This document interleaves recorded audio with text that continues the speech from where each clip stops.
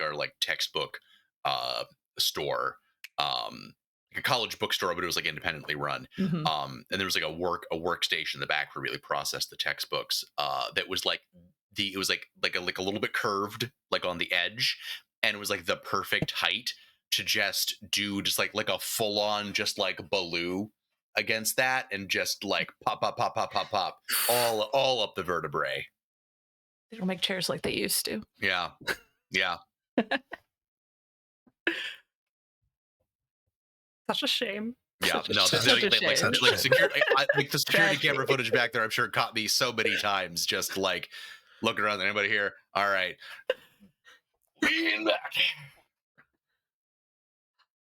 Anyway, hi everybody out there in Streamland. We are live from the Apocalypse, a not-for-profit TTRPG studio that raises money for charities, nonprofits, various other aid organizations through our content. As you can probably hear, I have my voice back, at least for right now. We will see if that lasts through me doing weird monster voices tonight. And right now, we are in the process of raising money for medical aid for Palestinians who are doing a lot of good work right now with the humanitarian crisis in the Gaza Strip. And when we are not talking about ways to crack your back, we are currently playing the Power Rangers RPG, a short shot Rangers Rampant campaign. So if you like what you see here, we would ask that you not give us chips or blips or any other corporate scripts. Instead, that you take that money and donate it directly to the causes that we are raising money for. You can see that we have hidden the subscribe button. We can't get rid of it completely because of the way that the Twitch model works, but seek it at your peril, and only if you can answer me these riddles 3. In its place, you will notice a donate button, which will let you donate directly to the causes that we are raising money for. It should go 100% to them as far as we are aware. Jeffy B is not taking any of it. And should we discover otherwise, we'll be very cross with Jeffrey B's. Item.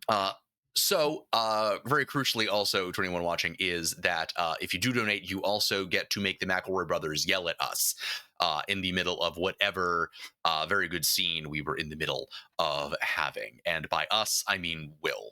I mean that they will shout directly into Will's eardrums. So honestly, I can't think of a better incentive than that. Speaking of Will, do we want to introduce ourselves? Yeah, let's do it. Hello. Hi, there I am. Hi, my name is Will. I'm playing Parker Mills. Brendan's voice is back. Mine is on its way out. My nose keeps running, and I cannot stop sneezing. So yes, I play Parker Mills, our rampant Phoenix Red Ranger, level 5 officially, and yeah, I guess that's it. Parker doesn't have any problems. I don't think he ever will. Must be nice. Must be nice. It is. It is nice. It's Eli next. Oh, well, hello. My name is Eli. I am playing Kit Wells, your green unicorn rampant ranger. And we both go by any and all pronouns. And yeah, that's it. Short and sweet, to the point. I also have no problems. Well, hi. I'm Julia. Tonight I'm playing Helen Matthews. She is our yellow griffin rampant ranger. Helen does have problems, but they're mostly self-inflicted. And you know what? When she's with her best friends, she doesn't have to think about those problems. So as long as we're together, Helen's fine. Hell yeah. Mm-hmm. And I suppose that just leaves me. Hi everyone, I am Brendan. I am the game master. I am here to give everyone problems, but whether or not they had them before. Yeah. That's. I mean, I feel like that's as a succinct description of what I do as anything. What is going This on? is why we leave you in the tube. Tube. Is that better? Maybe. I think that's You get back in your tube. You replace this webcam. It keeps like wobbling. Oh, it happens. As you can see, we are extraordinarily professional on this channel. Hell yeah. And I suppose with that in mind, seems like as good a time as any to get into it.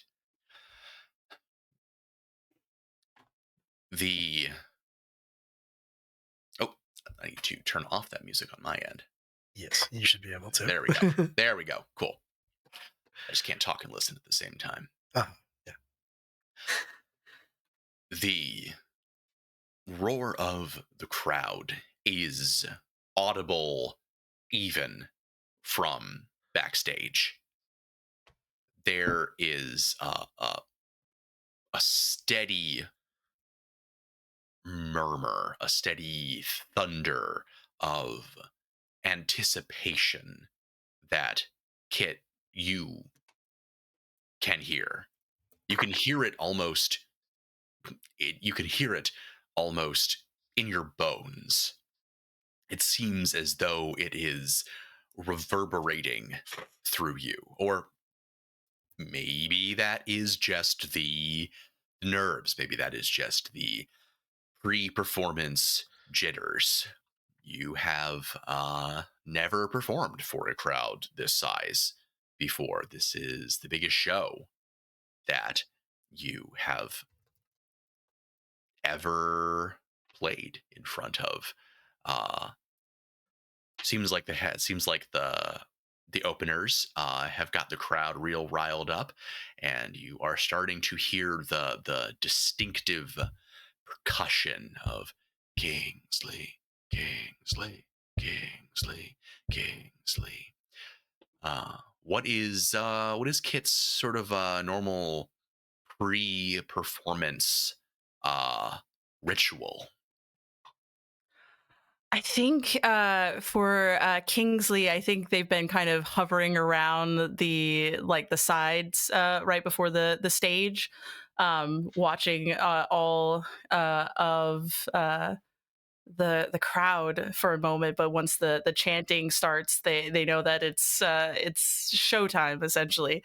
So I think there's just a moment where Kingsley is just kind of like back to the stage, the stage entrance to kind of enter onto stage. They kind of like close their eyes for a moment, kind of shake things out, kind of take that deep breath, and then I think there's just a moment where they're just like, "Fuck it." And they'll just kind of walk out onto the stage to do what they need to do, and kind of try to continue to hype up the crowd to just kind of just ride the vibe essentially, and hope for the best. And you stride out, all confidence, taking hold of the microphone, just about ready to shout out to the audience to hype them up in whatever city you are in. Except that when you grasp the mic stand, you pause because something is wrong. You recognize the hand that reaches out to grab the microphone is green in spandex with these gilded bracers on. You are morphed right now. You are the Green Ranger right now. You are Unicorn Rampant. And in this pause, it feels as though the entire crowd goes silent. You hear mic feedback as everything has just gone eerily, deathly quiet, and everyone is staring at you. A stadium full of people staring at you. and all you can hear is this faint buzzing from the speakers. It gets louder and louder and louder until it is almost deafening. And you wake up to the sound of the vibrating phone on the nightstand next to you. I feel like Kit is just staring at the ceiling for a little bit, hoping that the buzzing of the phone will stop. But it never does. And I already know who is probably buzzing my phone off. So I'm gonna reluctantly answer it again. Hello? Did we ever give your agent a name? No, we didn't. No. We didn't. No. Not at all.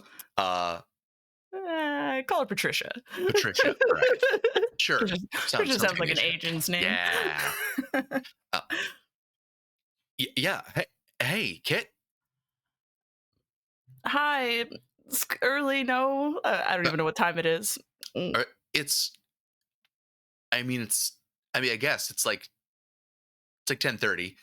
Oh, yeah. But and that's fine. Like again, like you're on vacation. It's fine. You're on vacation time. I understand that. That is actually kind of why a little bit I was calling. I just wanted to make sure you'd been getting my texts. Like I am sorry. Like I really am. I do not want to be like harassing you while you were on your like vacation or sabbatical or whatever it is that you want to call this. But I just kind of need to know if there is like an ETA of when we can expect you back. Why has something come up? I mean, kind of, yeah. I'm fielding. I've got some opportunities lined up that I don't think are going to wait forever. And it would be easier for me to lock those in if I could give them a definite schedule of when you'll be back. Like, and I know, and you can take time. Like, I want you to take time to get your head right. But you got to come back to the real world eventually. I hear you. I hear you so hard. Yeah, I just, I'm dealing with a little bit of family and a couple of other things. It was a little bit, things are a little bit more hectic than I anticipated. I 100% get that. It's just that, like I said, some of these, they're not going to wait forever. And I don't, at this point in your career, I don't want you to get a reputation as someone who isn't, I want. Oh, yeah, thank you so much just for fucking the rip donation. it, rip it, baby. Slop that down, dude. Shit, yeah, dude. Crack one for the big boy. All right, where was that? Okay. And at this point in your career, like it's like you're kind of in a make it or break it point, and I want you to be someone with a reputation for showing up. No, I totally get it. I totally agree. Listen, why don't I let me touch base with the fam and yeah, let me get a better timeline because we just haven't been able to dial that in, and I will get back to you by the end of the day. Look, honestly, that's all I ask. Right. Yes, all you ask, indeed. Yeah. So I will call you back. I will call you back later today, or at least a text. Probably Sure. a text. Honestly, anything is great. Yeah, anything is great. Anyway, thank you so much for taking my call. That helps me out immensely. That takes a world of worry off of my chest. And I hope that maybe I hope I'm not overstepping, but maybe a deadline would be good for you. Yeah, maybe maybe a deadline would be good for me. Yeah. Well, Patricia, always fun to chat with you. But yeah, I will get back to you soon. Okay, amazing. All right, thank you so much. Please take the time you need. Please. Right. Hang up. I'm just gonna like on the bed, just like rub my face, just being like, oh fuck. Okay. And then eventually get up and go about whatever other business I had to do today. Just fucking grip it and rip it, baby. Slop that down, dude. Shit, yeah, dude. Crack one for the big boy. Thank you for the donation. Yes, thank you so much. Thank you for the donation. Thank you.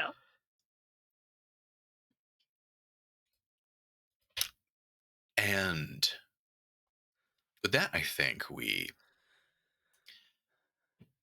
sort of pan over across town, outside of, nearly said the name of a different other fictional city from other games that I'm in. It's like, what, this brief brain fart of like, wait, what fictional city are we in right now? Right, Grail Cove. Yeah, Grail Cove.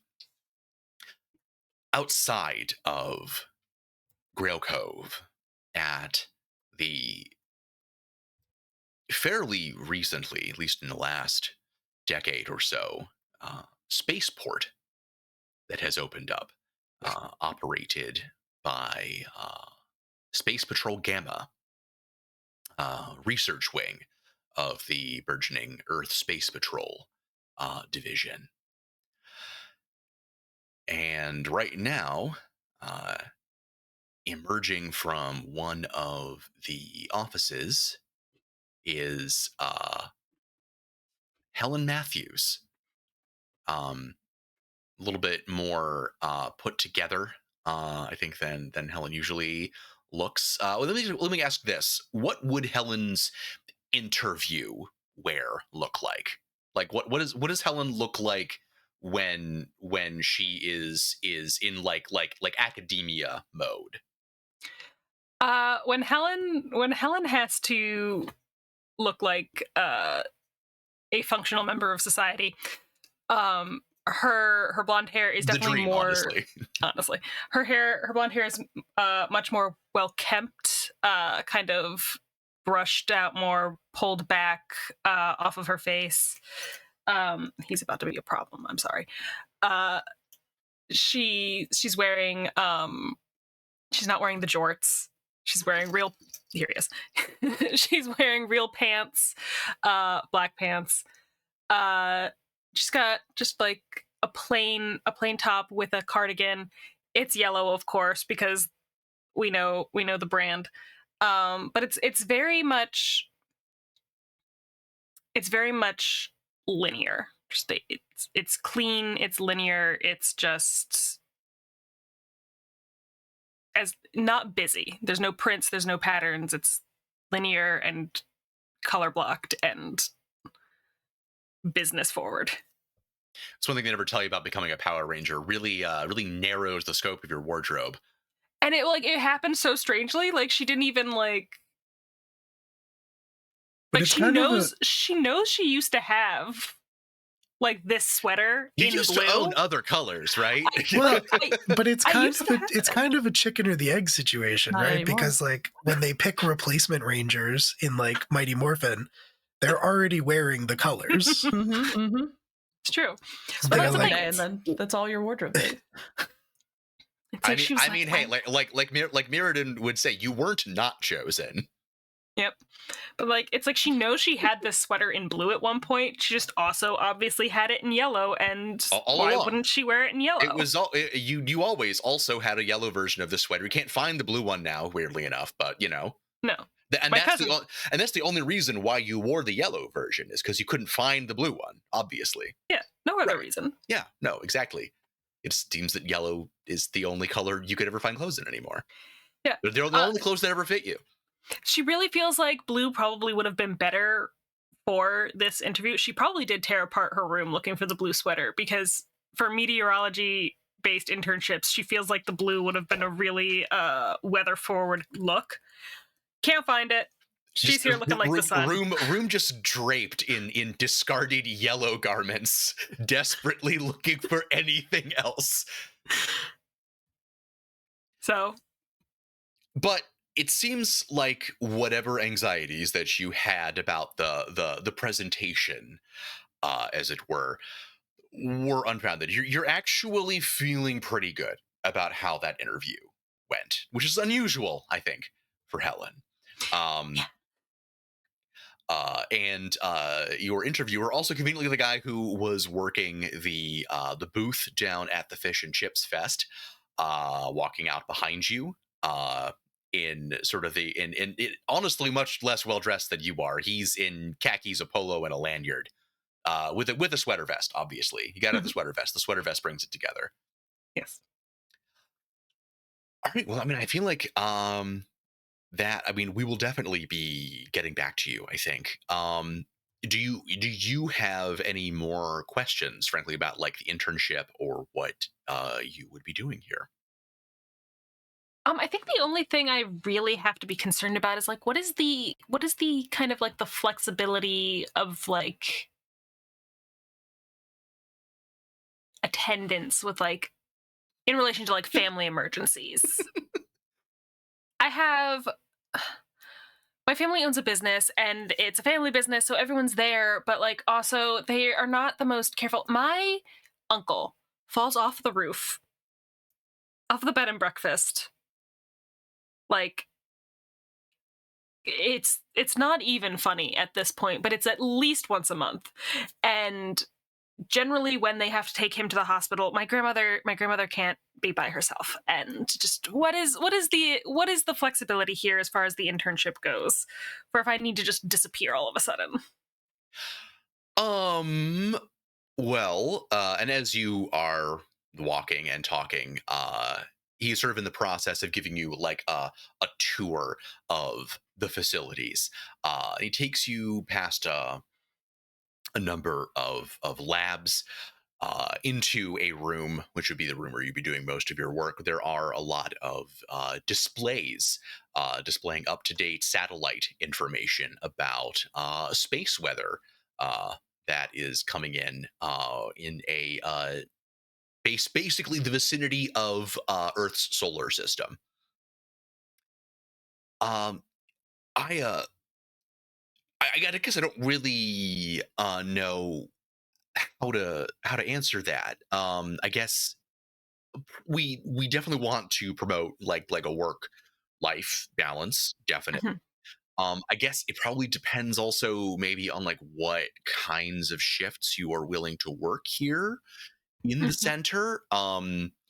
I mean, and also like if we have like a launch coming up, then definitely we're in crunch in terms of like making sure that we have like up to date data. Like right now, for example, we have a launch coming up, um, probably tomorrow.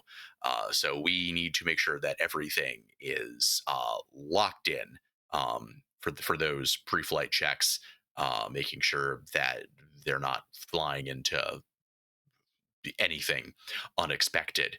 Um, I don't know. How are you with like nights? Maybe nights are hard to fill. So, I mean, if you'd be willing to work the night shift, I could probably maybe get you some extra flexibility in terms of like emergencies. You How know, often does your uncle fall off the roof? once a month. But you know what? Conveniently, all of the crazy things that have been happening in my life, in my family life right now, all seems to happen during the day. Actually, it happens at like peak lunch hours. Very strange.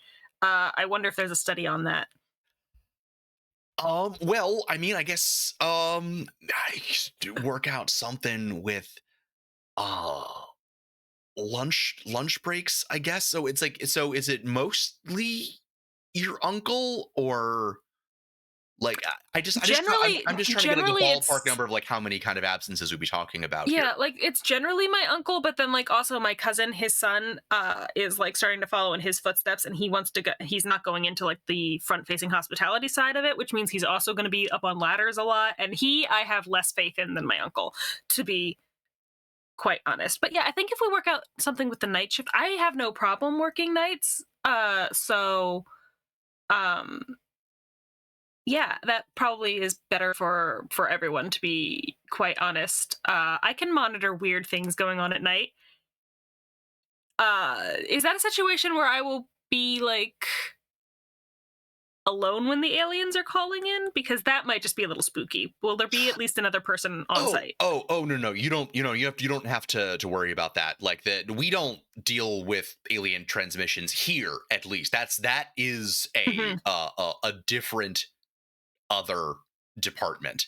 That is something you were just worrying about, like cosmic rays and space debris and solar flares, particulates, electromagnetic interference. Like that's really what you're dealing with. You're not really going to be dealing with like any really extraterrestrial stuff. We do deal with extraterrestrial artifacts and transmissions and communications at the spaceport, just not here. That's actually I think a couple floors down in the basement somewhere.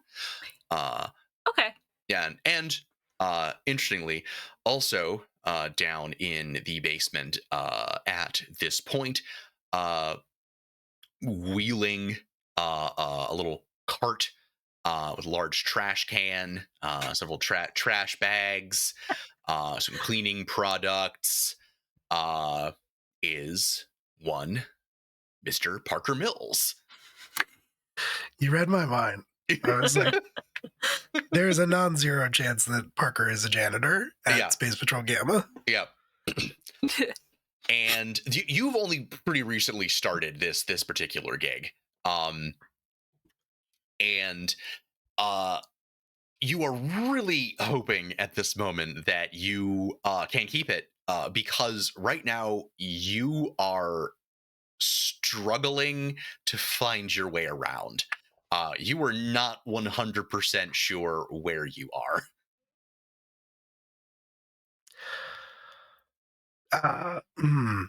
That's not good. Mm-hmm. Interesting. All right. Do I see anyone that I could ask for directions? Maybe. Or like a directory or a map or anything like that. I think you do. You do see someone kind of passing by. Oh. Hello. Hey. Hi. Oh. Man kind of pokes his head back in your direction. Also dressed in khakis, polo, sweater vest, lanyard, with a little SPG badge up on the sweater vest. Yeah. Hey. What's up?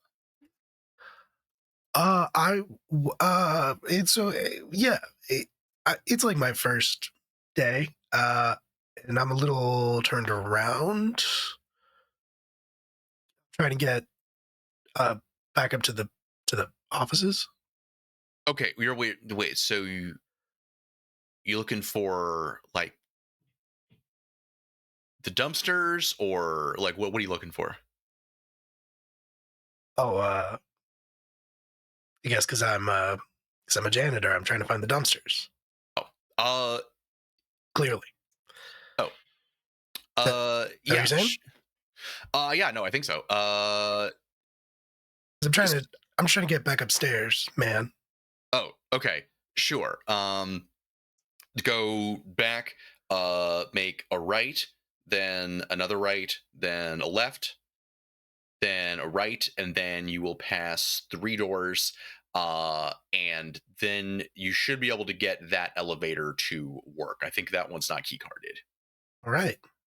Thank you. Appreciate it. And then maybe you could tell me where the dumpsters actually are, because I'm going to need to come back down here and go to those once I get the trash from upstairs.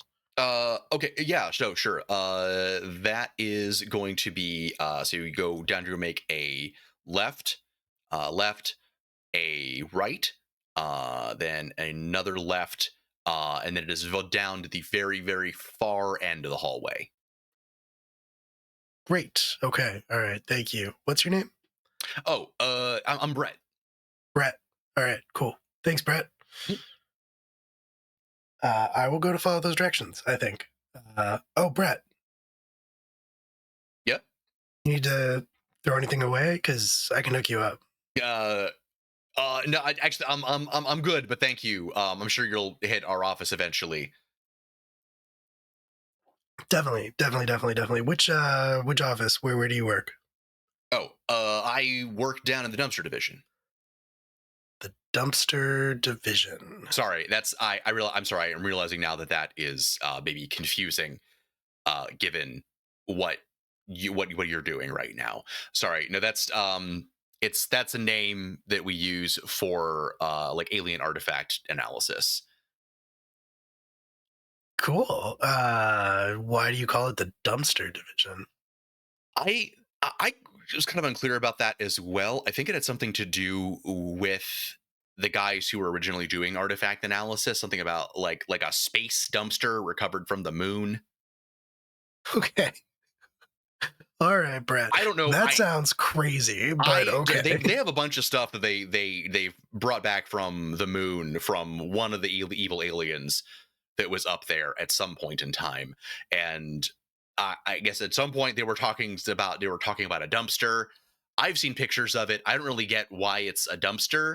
It kind of just looks like a jar. But yeah, that was what they were calling it, a dumpster, and I guess it just kind of stuck. We became the dumpster division. All right, Brett. You're crazy, man. But all right. Thank you. Thanks for the directions. Not yet, at least. I'm looking to transfer out before that happens. Oh, is it like bad here? No, not exactly. It's a really interesting work. It's just that, like, sorry, I forget sometimes you're new. That I don't know. Folks in dumpster division, I don't know. Folks say it's haunted. I don't know about that, but like maybe just because we're underground, we're not getting a lot of natural light. Guys, I don't know. Guys just tend to have issues. They're down here too long, and I am maybe looking to change departments before it happens to me. Gotcha. So you probably see a lot of weird stuff. Oh yeah. I mean, do you want to? I guess we're doing like a lunch burger, and there's not like anybody down there. Do you want to see? I mean, I'm not going to say no. I mean, okay, look, I'm not supposed to show anybody, but like, hey, if anybody asks, you can just say that I was showing you the dumpsters. Sure, yeah. Well, I'll just say that I'm confused because I was looking for the dumpsters, but no, yeah, exactly, yeah. Honestly, like when people say they work in dumpster division, a lot of people think that they're janitors. Hell yeah. All right, let's do it. So you ever like see anything, what are those? Gosh, what are they called? Those people, they transform into, they all have different colors. What do you call those? Power Rangers. I think the word you're looking for is Power Rangers. Maybe that doesn't sound right, but yeah, maybe. Yeah, you ever see anything with those guys? I'm like 99% sure it's Power Rangers. But not personally. I have heard that a couple occasionally come through here. But I've never met any personally. I know at least some of the stuff that is in the lab, I know are from some folks who did fight some Power Rangers at one point. Like I said, like there's been so many of these freaking evil alien guys, like, and half of them end up fighting Power Rangers. So I guess it's Power Ranger adjacent. Why? Just wondering, just wondering. Scientifically speaking, I've always just been kind of curious if, like, scientifically speaking, there's like one color that's like better than the other colors. Do you know there's like a superior color? Maybe. I don't know. I'm not really. I don't really do Power Rangerology. I mostly do alien artifacts. Sure. That, like I said, Yeah. are Okay. maybe kind of adjacently Power Rangers related. If I ever personally meet one of the Rangers that, or former Rangers or whatever that come through here, I will maybe ask them what the best color is. Though I'm probably pretty sure they'll probably just say it's whatever color they are. Maybe, yeah, or maybe there's one that's better than the others. I guess we'll never know. But thanks so much for showing me around, Brett. Is this the dumpster division? Oh yeah, no, here. And you actually even noticed, like, it would have been quite easy to get confused if you were walking around, because it is a large door with a key card access that it has a sign that says like underneath it that says like alien artifacts, but someone has like duct taped over it and written on the duct tape dumpsters. This is confusing. Yeah, yeah. no, that is, that is fair. It's just kind of like a thing, Sure. like us guys. Yeah. Like I said, they get a little weird. We get a little weird down here sometimes. I blame the lack of sun and socialization. And he swipes you in and opens it up, and within you see it's kind of a clean room, kind of a vibe. There are a lot of stacks of like those like thin like exhibit drawers. Various places along with like tables with very scientific equipment and like the big like magnifying glasses. And yeah, this is Yeah, had Justice fucking fun. grip it and rip it, baby. Slop that down, dude. Shit, yeah, dude. Crack one for the big boy. Hey, thank you so much for your donation. Yeah, I mean, like I can't be mad, because honestly, if the enjoyment of interrupting me is all that is required to raise money for a good cause, I am prepared to accept that. Interrupting all of us. Interrupting all of us. It's true. Interrupting all of us. Mostly Indeed. you talk more than the rest of us. It is true. I really should come up with some sort of incentive, because I know what I have discovered in various games is that if I hold my players hostage for donations, that literally always works. No, I don't think it does. Why would you do That's that? okay. Why would you I threaten? don't That's think okay. it works that way. Yeah, we'll see. Well, I'm sure it'll be fine. Don't make us have another. Don't make us go back to Meriden and the Proboscis. Don't do that. Yeah. Don't fucking do that. I'm looking at the chat and everybody is saying that they would hate that. It would Oh, I ruin the see, I see. game. Please don't do that. all right. So I see. Definitely. Yeah. So in that case, I definitely would not do that. Definitely would never do that. All right. So, yeah, no, I guess this is where the monsters are. I'm sorry, that sounded a lot cooler and more badass in my head. oh, when were I said you it. joking? I mean, not like 100%. There is some weird shit down here. Like, check this out. And he goes over and he pulls open one of the exhibit drawers, and you see inside of it there are like preserved under glass, what look like aged parchment, pages from a book of some kind, and they are sketches with notes written next to them. And the thing that jumps out at you is that several of the creatures that are sketched out in this honestly beautiful illuminated pages look extremely familiar to you. There is a shark man. No shorts on this one. No board shorts in this one. No one really knows where he got the board shorts. There is a weird shark guy. There is the Snizzard, very unmistakably. And several others that you have not seen, but like the fact that there are clearly illustrations of monsters you've seen recently in here is a little weird. Hey, Brett, where'd you get these? The moon, bro.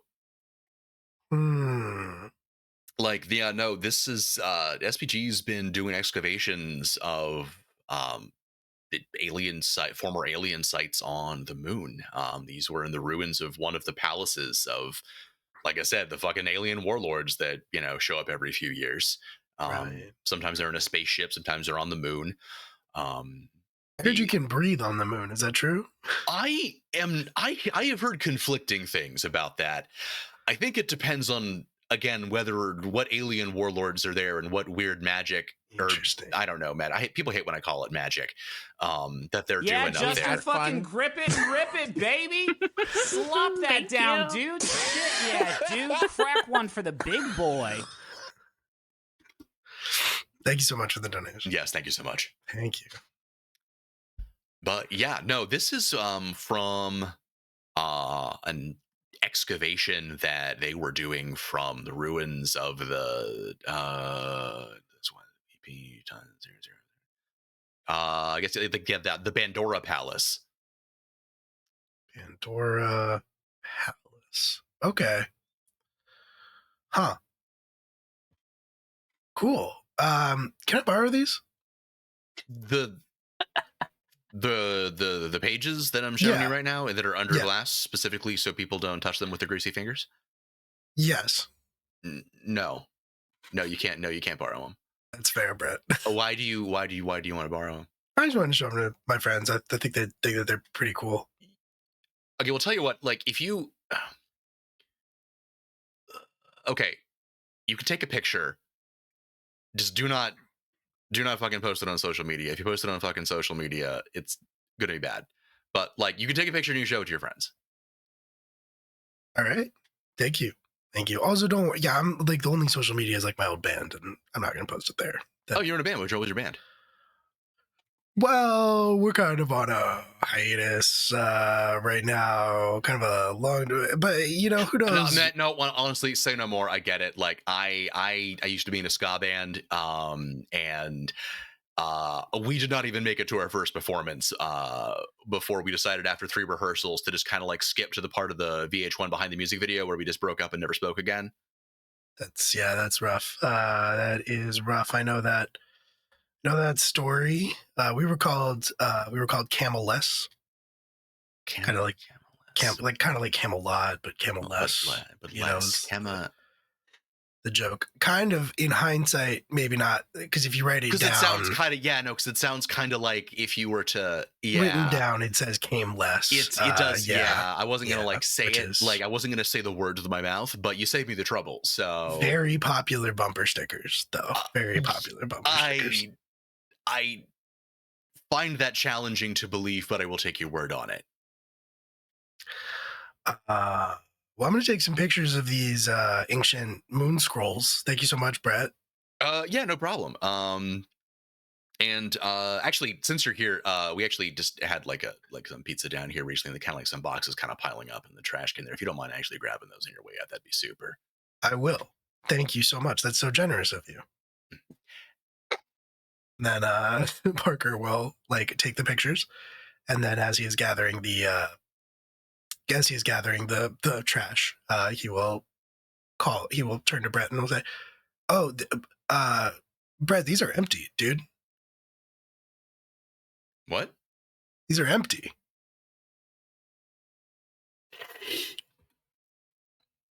You said you guys just like had some pizza and you were giving it to me. These are empty boxes.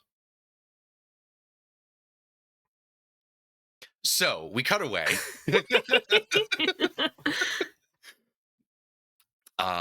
What is on Kit's agenda for the day? There are no festivals today. There are inexplicably no festivals or celebrations or park openings of any kind. today in Grail Oh, that's Cove. nice. They're thinking about making it a town holiday to commemorate the fact that there are no holidays or celebrations. Well, if there's no festivals or park openings or anything like that, I think I'm gonna maybe text Parker and Helen and see where they're at. If not, I'm just gonna maybe take a nice little casual walk around Grail Cove and try to mind I don't know, mind my own business and hope business will mind me. Well, you are walking out of the front of your house, or your parents' house. Where is Kid actually staying? Yeah, I'm staying with my parents are divorced. So I'm staying with my mom. All right, okay. At her place. Is it because you like your mom more, or just your mom has the better place? It's the more tolerable household. What a question. Look, I'm just sorry. It was extremely relevant to me at certain points growing up. It's the more tolerable household to be in. Yeah. And you are walking out of your mom's place down the sidewalk, just kind of go for a stroll, kind of see where it leads you. Walking past where your car is parked nearby, briefly thinking about taking it out for a drive instead of a walk. Tool around. We notice there's something under the windshield, something the windshield wiper, I should say. I think city living makes me automatically assume it's a parking ticket or something like that. Yeah. So I'm gonna go check out if it is a parking ticket. But yeah, I'll grab whatever is underneath the windshield wiper. It is not a parking ticket. It is not a restaurant menu. It is not even a religious pamphlet. It appears to be a Polaroid photo. Of who? Of what? Pulling it out from under the windshield. It's face down, windshield wiper, and pulling it out and taking a look at it. It is hard to make out, but it looks like through the grain of it, some of which you realize is literally like sand grains, like in the air, being blown around. Oh, and it's hazy and blurry, but there is a glowing green figure in the center of it that someone who did not know what it was might have trouble like figuring out exactly what they were looking at. But unfortunately, you clock very quickly. This is a picture of you mid-morph. You can make out with like the green halo of energy around you that like you can see your uniform like materializing around your body, but it has not yet covered your face. Oh fuck. Like it's not a great photo. Like it's like you're not 100% sure if this would actually get any traction on like TMZ or anything. Yeah. But someone did take this picture and did put it under your windshield wiper. Huh. As somebody who has mild fame and most likely has to deal with like paparazzi and stuff, can I discern how high end of a camera would have to have been used in order to take such a photograph? This does not appear to be a terribly high end camera. Like it's literally a Polaroid. Okay. It's a strong ass Polaroid. Okay. Well, that's. I mean, if it was a higher quality camera, it might have gotten a better quality picture. Yeah, fair enough. That's not disconcerting at all. I'm gonna take that photo with me. Like my first instinct is to go find Wally because Wally would know about cameras, but then I don't want to show Wally this picture either. So like I don't. I'm gonna just take the photo with me. I'm gonna keep walking for now, but I think I'm gonna send another text to Parker and Helen and tell them problem. Question mark, maybe. Something was left. Oh, thanks so much for the follow. Hell yeah. I'm gonna say someone's been taking photos of us, and then don't even finish the sentence to say You know. And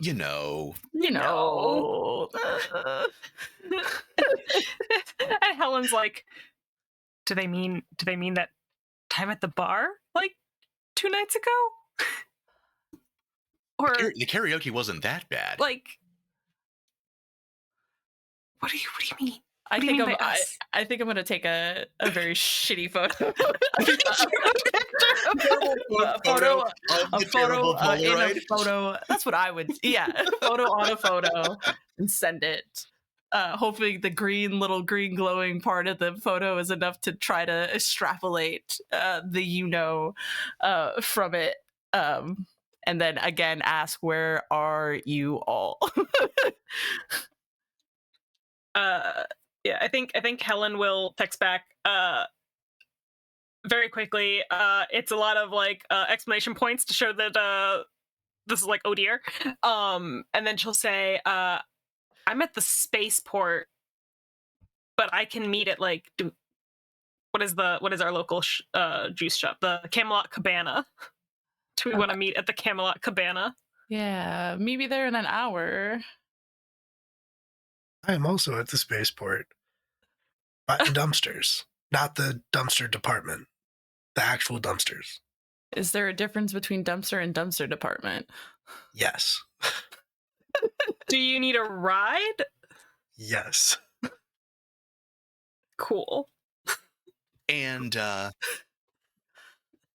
Kit, as you are sending these texts, give me a quick alertness roll. Ooh. I get to use my keen eye skill. Yeah.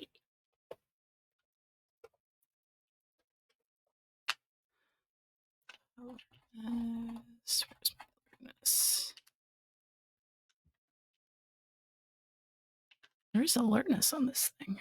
I thought it was should be under mental skills, I think. Smarts. Yeah, so we're runner to smarts. Oh, I see.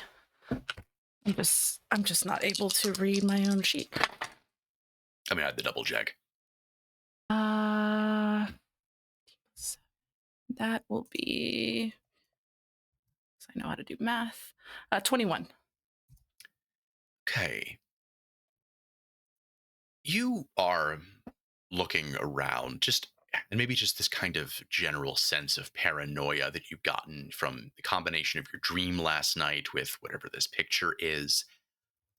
And you're not like alone strictly, on the street. There's people like walking around. Mm-hmm. But there are also, it looks like, people who are not moving, who are a little ways away from you, but who are turned towards you. And like,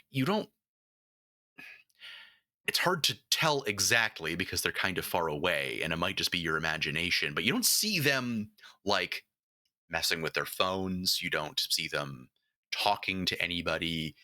They just sort of appear to be standing and facing your direction as if they were watching you. And that's where we're going to take a quick 10-minute break. Oh no. Oh yeah. Be right back in about 10 minutes. When people ask you questions, even though you've already answered that question, you have to stop taking a screenshot of the last time you answered that question and just sending them that screenshot. They're like, you have to stop doing that.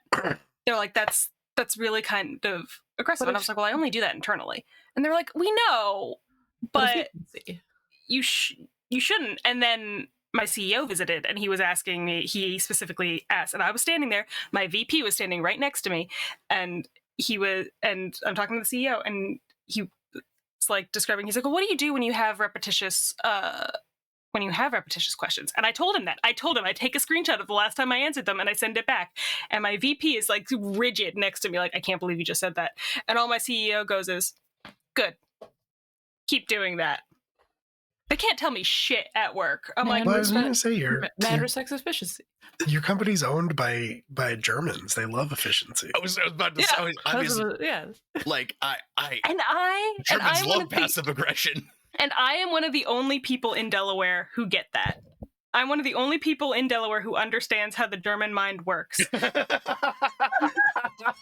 you also could have ended that sentence at, I'm one of the only people in Delaware. Fuck you.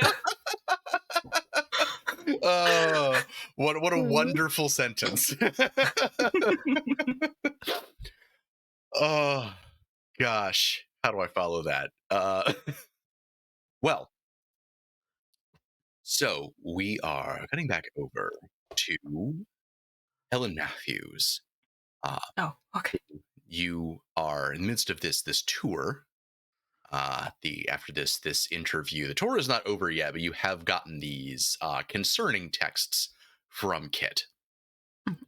What is your game plan at this point? Are you planning on meeting up later? Are you trying to bug out early? Well, Kit had said to meet up in an hour. So I still have some time to finish this meeting tour. And I think when I see the texts that come through from Parker talking about the dumpster division, I think I will kind of I think what I'll do is, hey, I did have another question. I heard a word. I heard them talking about it in the hall, some people passing by. But what exactly is the dumpster division? Is that just like another way to say, is that like just how we say janitorial staff around here so that we all sound like we're all on the same team?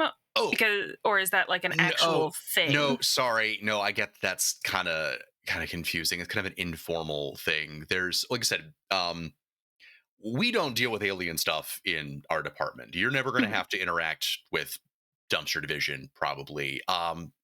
Maybe for the best you don't, honestly.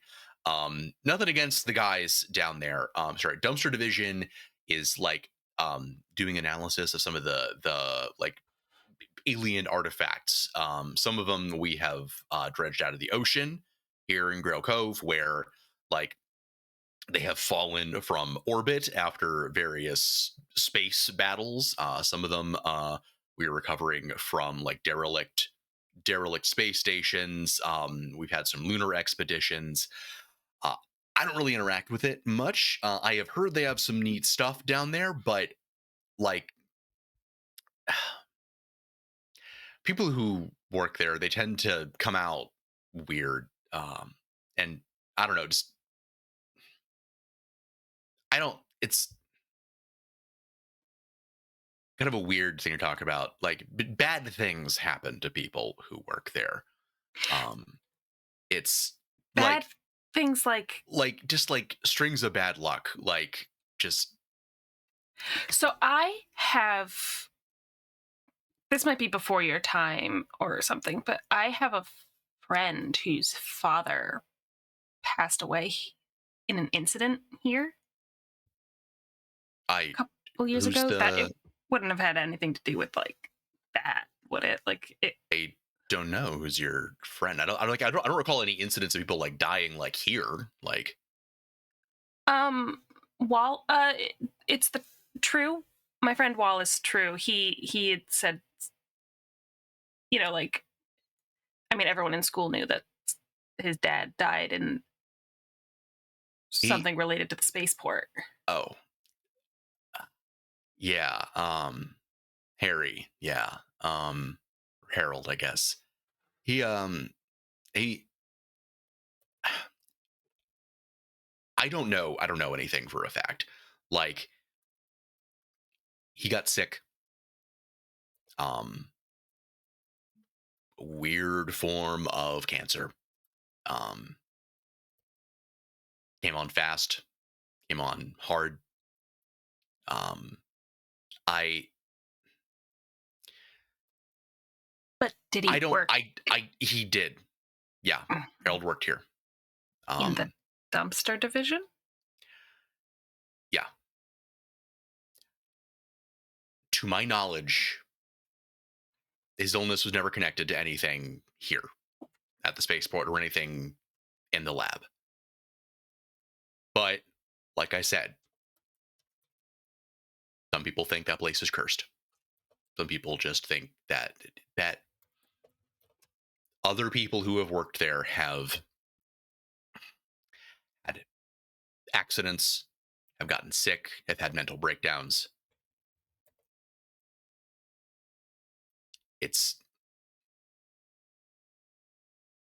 There's no fire. There's a lot of smoke. So stay upstairs. I would personally. We don't really have a reason to go down there, and I think probably just better to leave that stuff alone.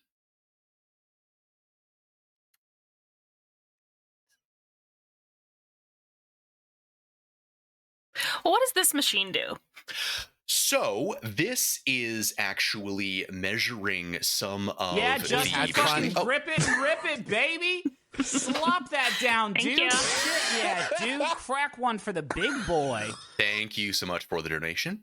You missed all of the technical explanation that Brendan was giving about the machine. Yes, no, yeah, the extremely good. Anyway, so that's how we measure solar wind currents. Crazy, wild. Yeah. And as you are sort of finishing this conversation, he kind of gets cut off at the end by someone walking into the room with you. Oh, hey, Casey, I'm glad that I caught you. I needed those forecasts pretty much as soon as you have them ready. We're trying to move up the launch window as much as we can. And kind of trails off a little bit when she sees you, Helen. This appears to be a darker skinned, middle-aged woman in a uniform of some kind. Seems to be affiliated with the Space Patrol in some respect, that you're not really familiar with their different divisions at all. But you have never seen this woman before. But she looks very confused when she sees you, and seems like she's kind of trying to like recover after an awkward pause. Give me a quick alertness check. Yeah, I can do that. Helen's a relatively alert person, I think.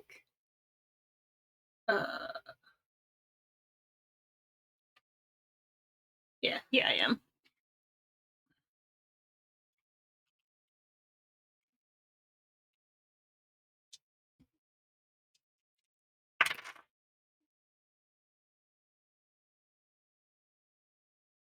An 18.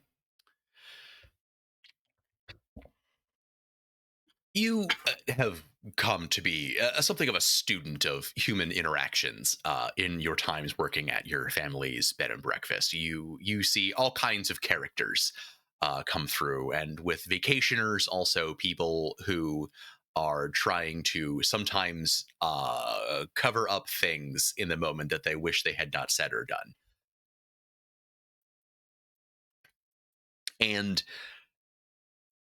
the oddest impression that you get is that this woman appears to recognize you. So to your knowledge, you had never met this person. Casey, I'm sorry. I didn't realize you were doing an interview. I can come back later. Oh, no. Here, let me just get the readouts for you. And Casey goes and begins busying himself preparing a report, and you are left to sort of stand awkwardly around with this mystery woman.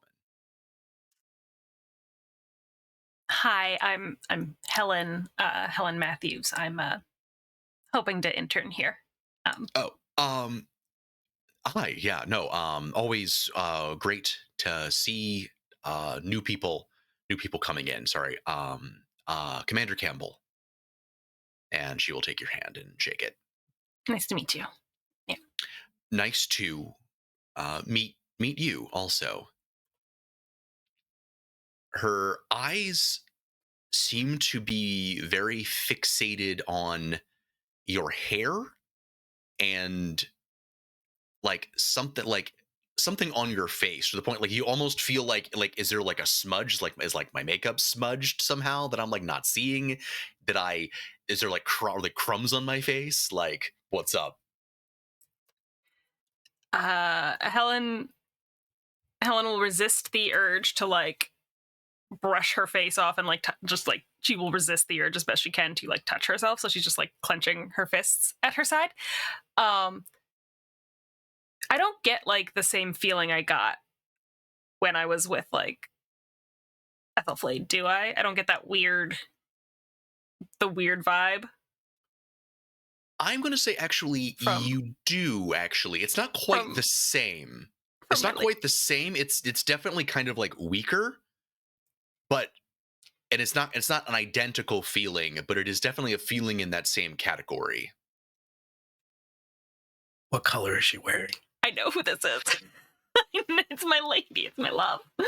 Underneath, I would say but on the uniform, there is a probably should say words when I'm not like covering my mouth with my hand. On her uniform, there is by the lapels, there is like a little flash of yellow. Are you from the Angel Grove site, ma'am? She looks at you a little kind of aside.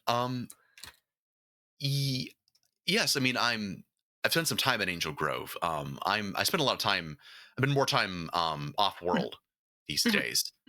But yeah, no, I've spent some time at the Angel Grove campus. Why? Why have we met? I hear the Angel Grove internships are paid. I just wanted to know if that was true. Oh no, I don't know that for a fact. I'm not really involved in like payroll. It's not really my department, but I you'd probably have to ask Casey. I think so though.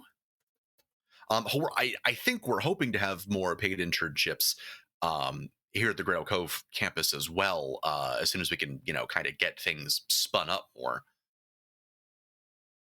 Hey, Casey, are we? I hate to be a pest, but we are trying to.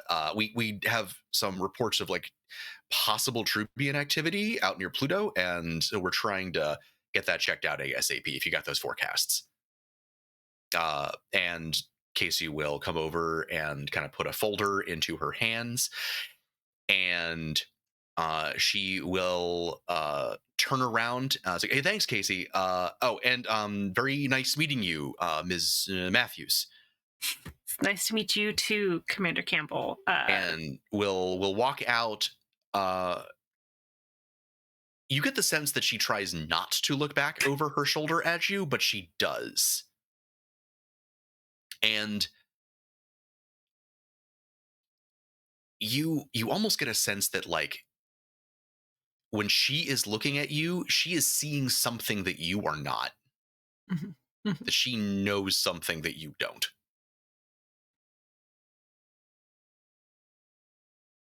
But it doesn't feel hostile, right? It feels just like we're just a little confused. We're just a little... It feels almost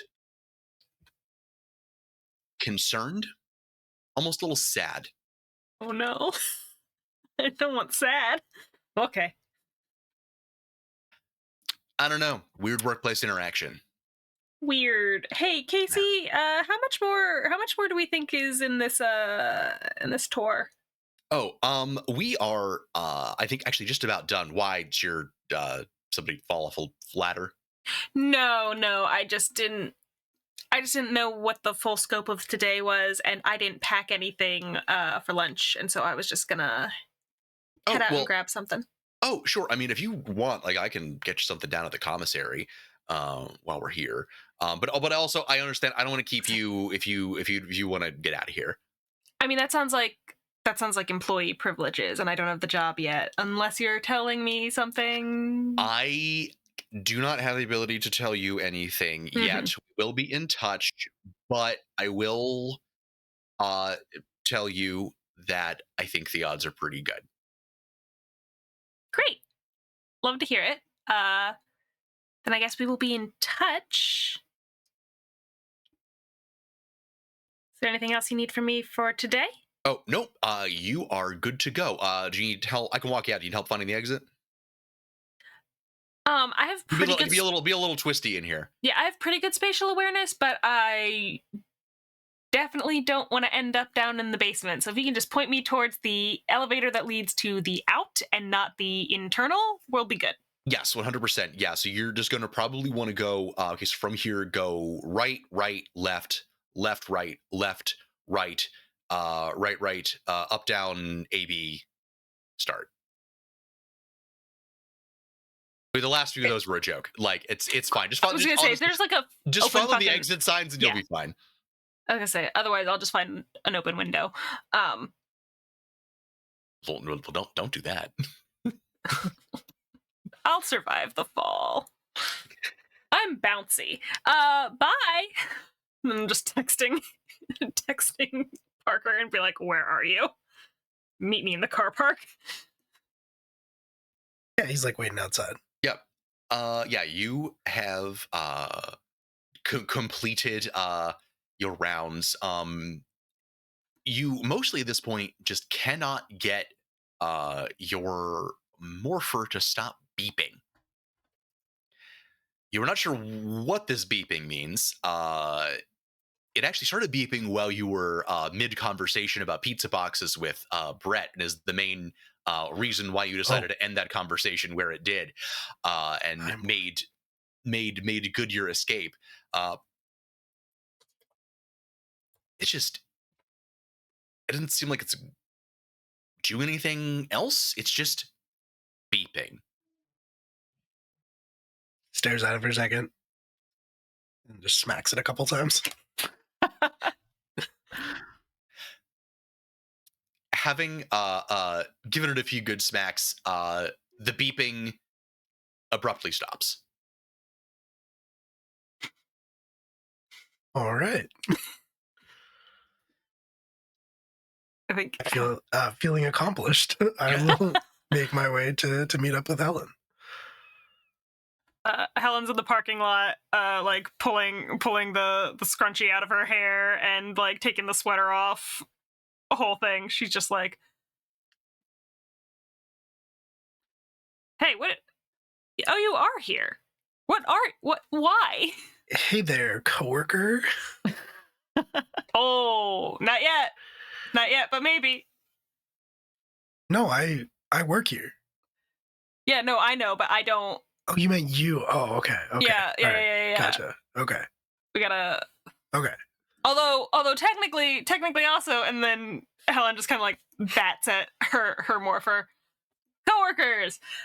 Is yours beeping too? If you hit it a couple times, it'll stop. No. What do you mean Oh. yours was beeping? I don't know. It just was beeping. What kind of beeping? Like phone call beeping? Low battery beeping? Just beeping. Okay. So do they let you use the big map? I mean, I wasn't allowed to be by myself today, so I had a guy. Okay. They don't give you a guy. They just let you free. Let you free in the I maze. met a guy. They did not give me a guy. Yeah, they're basically. I mean, I'm just getting trash. So. Yeah. I think this That's place cool. killed Wallace's dad.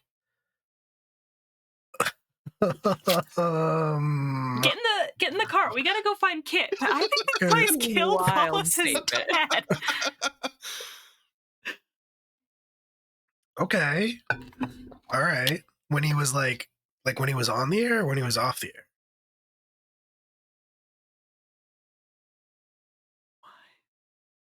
Wallace's dad? Well, I don't. Not a stepdad, not Dangle. Yeah. Okay. What do you do? Here? Maybe I'm confused. Yeah.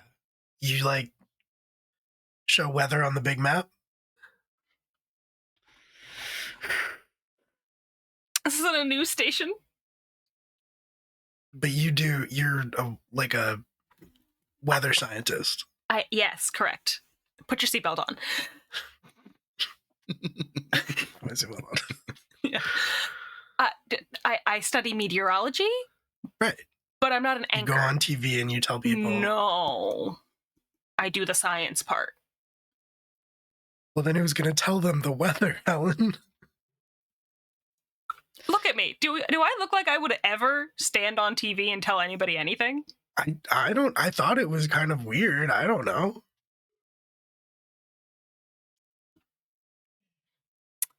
Like when you first said that's what you're going to school for, my first thought was like, Helen doesn't even like watching TV. She's going to be on TV?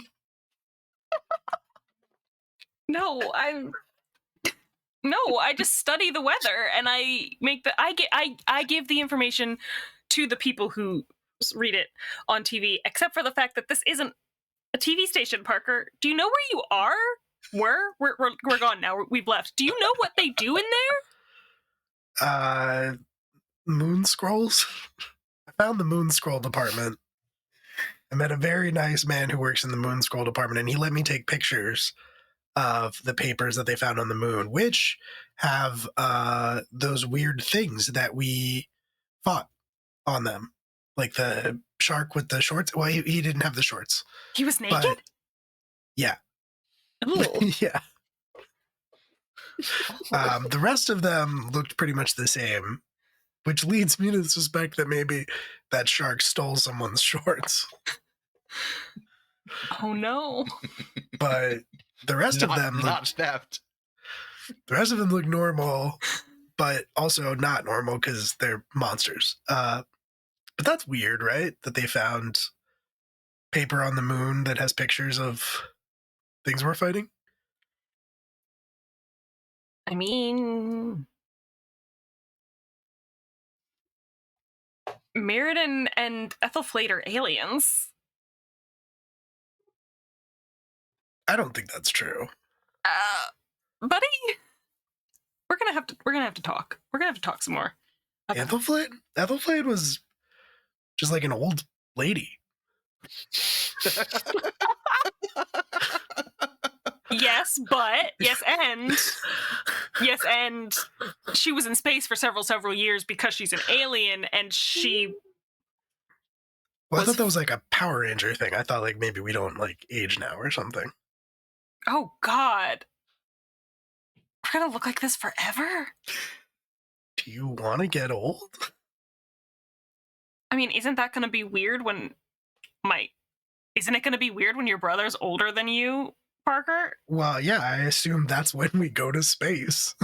You send us to space when we stop aging. I assume that's what Ethelflate did. Is you when you stop aging and people start to figure it out, you go to space, and then eventually everyone who knew you dies, and then you can come back from space. While this conversation is going on, Got it all figured out. yeah. While this debate is happening, I'm giving this a lot of thought.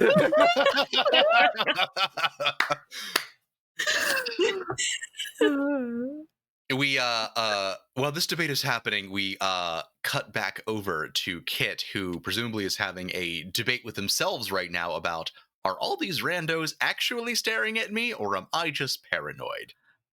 Yeah, but I'm also a curious lad. So part of me wants to, like, I don't know, mosey over there and see for myself if everybody's either freeze framed or what's going on, if I catch these individuals that are just kind of moving still. Sure. You pick one of them and start just kind of like, are you making like a beeline for them, or are you kind of trying to like casually mosey over that direction while watching what they do? I'm gonna beeline, because if you can't beat them, bewilder them, and that's I feel like beelining them will if Words to live by. It's if the it- wisest of us all. yeah, because if they're sus enough, they'll either run or panic or do something else. If it's just like not, then then it's just a quick conversation to kind of say, oh, I thought you were somebody. I knew, but you're not. My bad. Bye. So yeah, no, I'm gonna direct make contact here with the nearest person.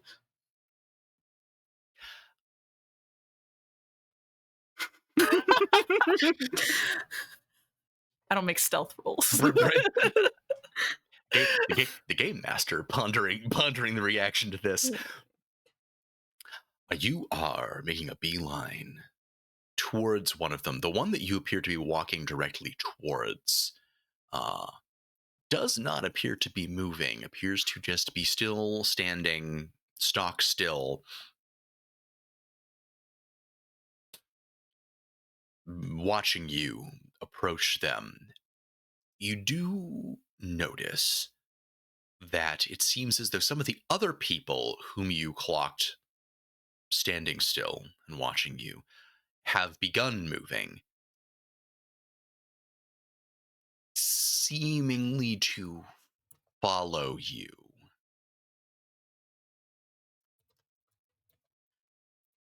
If I'm going, if that is the case and somebody is now following me, I think several people are now following you. oh, several people following me. Several people are following you. Oh shit. Except for the person whom you are following. Yeah. Because if it was one person, then I was gonna like let him follow, and then I'll like, I don't know, jump him. But now if it's several people, No, like pretty much that's a different story. Pretty much as soon as you like set off to make a beeline towards this one person, the other people whom you clocked possibly watching you almost in like lockstep all immediately began moving. If I stop moving, do they stop moving? If you stop, they also appear to stop. Ah, shit. That's even worse. They have gained ground. In fact, like almost like you look away from them and then you look back and they are like inexplicably closer than they were before. Not the weeping angels. You also you notice as you are now closer to the person you're making a beeline for and the people who are following you, that several of them have what would almost appear to be Polaroid cameras around their neck.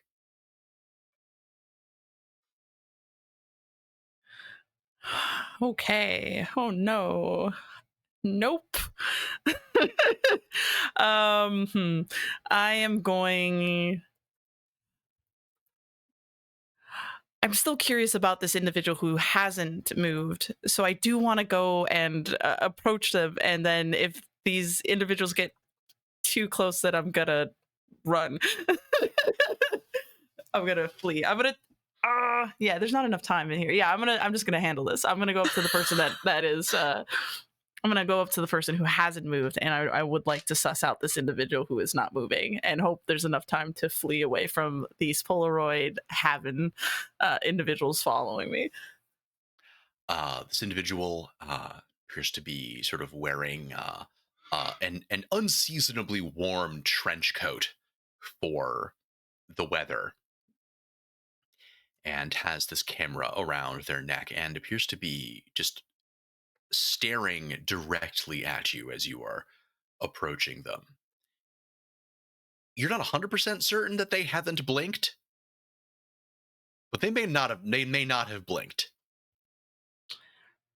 Hi, hello. Can I help you with anything? You all right? Oh, I'm Yeah. deadly sorry.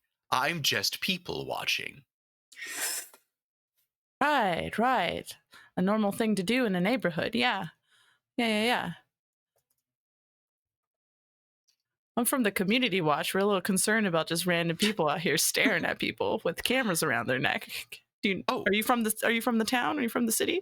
You're from the community watch. Yeah. You also like people watching.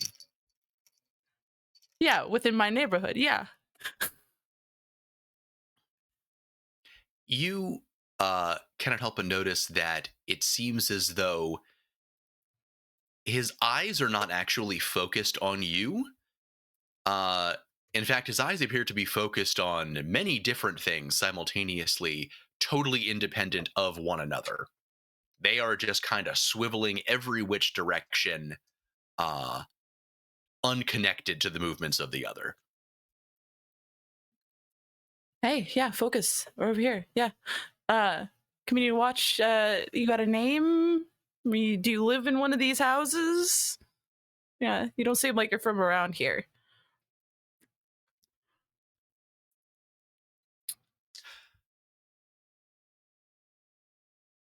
Oh, I'm just looking at interesting people.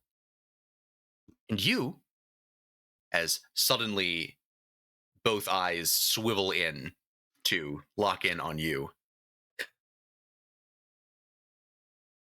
so very interesting. And I just want you to know. I see you. As he says this, the you of the last syllable, his mouth just kind of like hangs open after he finishes saying it, and he brings up the camera around his neck. Not actually, the viewfinder not actually up to his eyes up here, but up to his mouth that is suddenly full of a large bulbous eyeball that has come up out of his throat behind his teeth. And he snaps a little picture. I would be careful with taking pictures. My agent doesn't like when I take unsolicited photos without permission. That's a branding thing. If the Polaroid comes out of the thing, I want to grab the photo.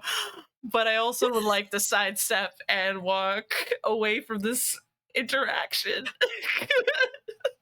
So you were able to snatch the photo from the Polaroid, and you turn to leave. Unfortunately, you are at this point surrounded by the other individuals with cameras who, as you were looking at them, their visage sort of falls away from them, revealing them to all be putty patrollers. Still with Polaroid cameras. Very important. Need to make sure that that's still clocked. But a bunch of putty patrollers with Polaroid cameras. Except for the person behind you. When you turn around, taking in your surroundings, he has also changed. He is taller. His features are distorted. There is something like a face, but it is hard to make out. Still apparently wearing this long trench coat, but it is almost a part of his flesh. He grasps the folds of it, and I want to be clear. I am describing a monster that appeared in the actual television series Power Rangers in our childhoods. And he opens it up, and within is this sea of eyeballs that are staring out of this throbbing red flesh. Cool. Tight. And he just says, I see you! It's the worst thing you've ever seen, and it's named something like Seymour. Ooh, surrounded. That's awful. Yeah. I feel like swinging the nearest person so that I can get out of this little circle and try to run so that I can tell my friends what's going on, because I told them I'd meet them somewhere in an hour and I'm gonna miss that appointment. Swing on them. Yeah. Okay. I'm gonna unarmed. What would that be for like an unarmed strike? That would be probably either finesse or might. Okay, I'll do might because that's all I got. Ooh. It's a dirty 20. Yes. Okay. Cool. At least the dice are on my side today. Checking. That's a dirty 20 that will hit. Yeah. I'm gonna hit one of the putties because I know the putties are a little bit more malleable than the other ones. But I'm hoping it's just going to give me a clean opening so that I can start GTFO. Yeah. Yeah, so I can get the fuck out of here because it's going to be a bad time if I get stuck here. Actually, just quickly double checking putty stats here that I should have had pulled up before, but I didn't because I suck. Oh my god, just give me the fucking putties. There we go. Oh, actually, they are actually squishier than I thought. Okay, cool. Neat.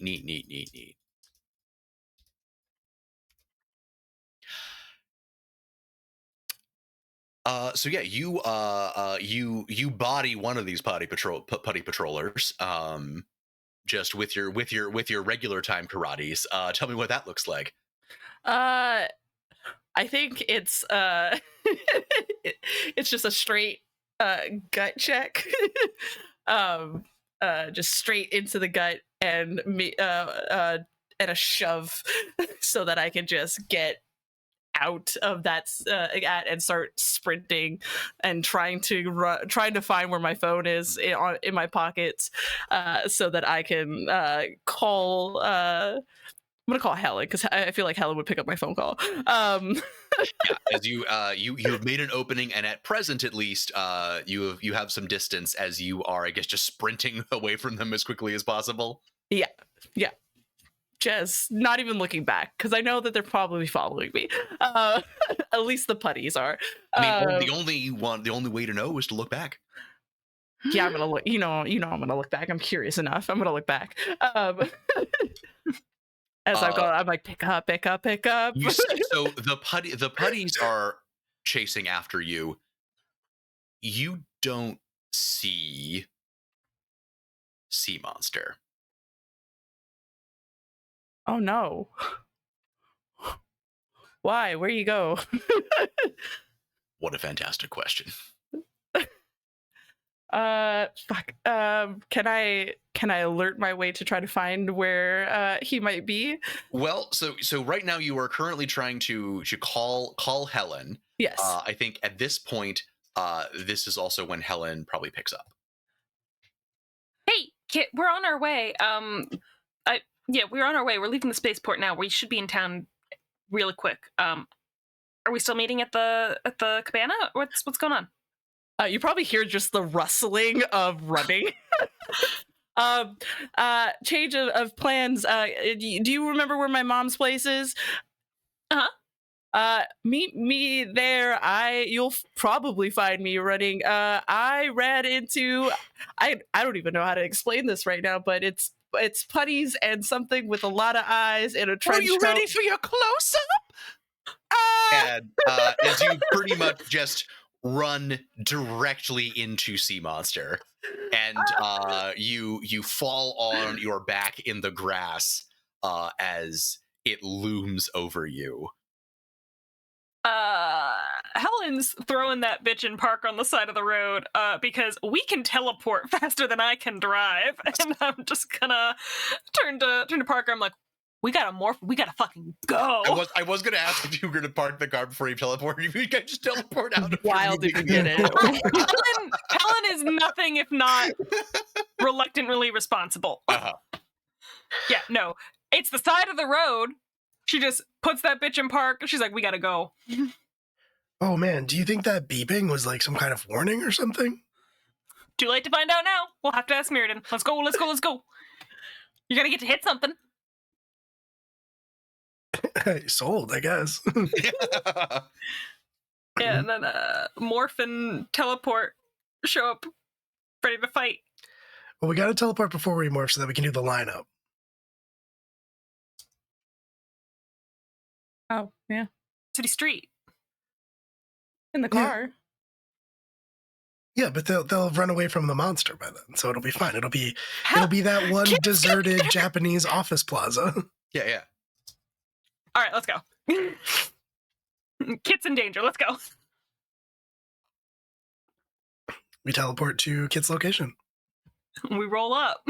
I assume that's how it works. Yep. And you teleport in as you see Kit lying down. Okay, lying down makes it sound much more casual than it is.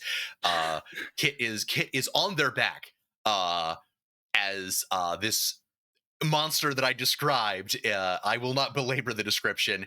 Is looming over them, and this group of putty patrollers is actually they're surrounded them. They are not actually attacking.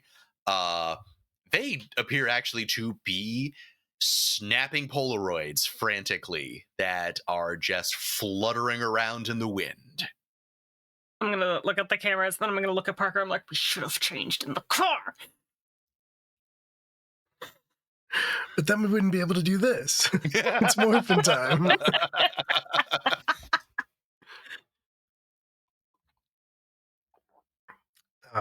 Yeah. Yeah, let's Red go. Phoenix Rampant Ranger. Transformation sequence, go. Yeah. Yep. Bright lights. The little sound of that funky little trumpet that always plays in every medieval cover of pop songs these days. Just The Bardcore, yeah. Yep. Gives us a hot little Bardcore Power Rangers theme, yeah. Yep. Just gives us a hot little beat.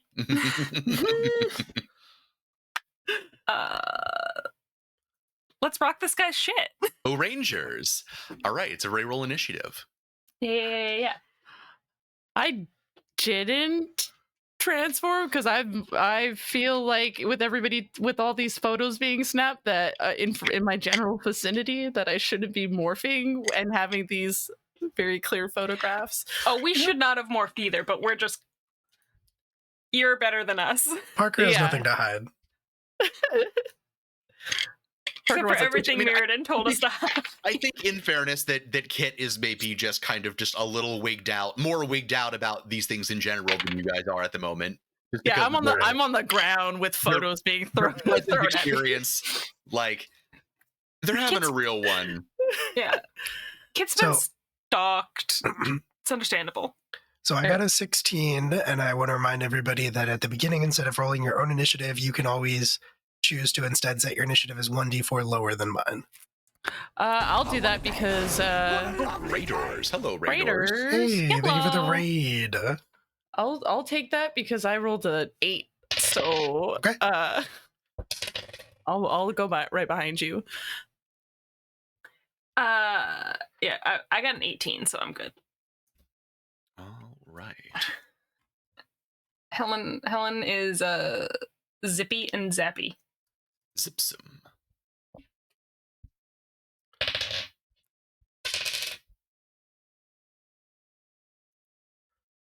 That's a nothing initiative.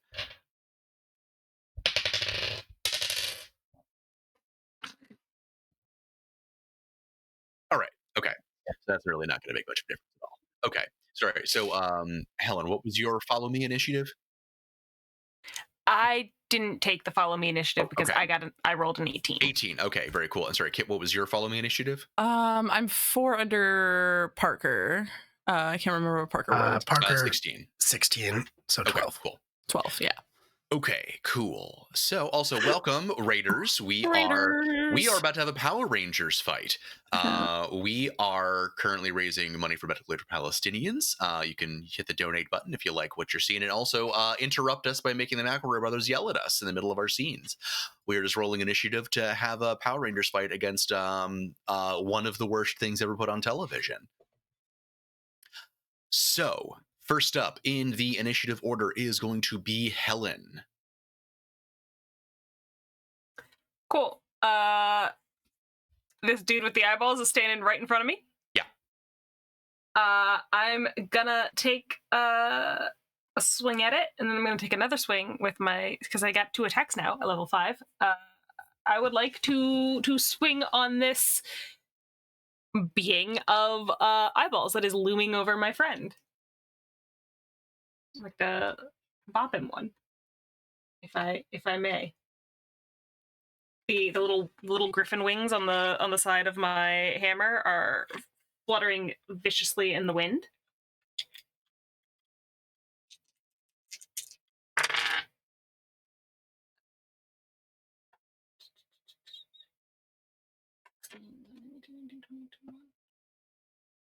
$24 to hit. You are muted. Sure am. That will hit. Okay. So that first one, it's with the sledgehammer. So that is going to be a 2-handed swing for blunt 1. Blunt 1. We love it.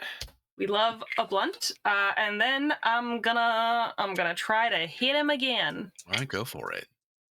My second attack. Ooh, that's gonna be so much less. That's only going to be a 13.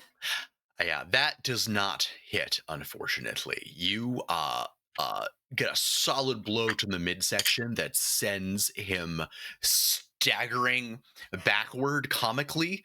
But as you go in to follow up, he suddenly appear, pulling from nowhere, one of the hands that is sticking out of his fleshy trench coat has transformed into a rapier, and he parries the blows of your warhammer with his sword. Gross. I am describing things that have happened on television. I know, but I hate him. I viscerally remember him, and I don't like him. Next up is going to be Parker. Parker will heft the power axe as he leaps into the fray, and as he does so, he will shout, "Why don't you see your way out?" And then I will swing on the sea monster. It's pretty good. Thank you. I'm not going to lie. Thank you. Okay. I always forget about my specialties, so everything is so much. Okay, cool. And I think I raised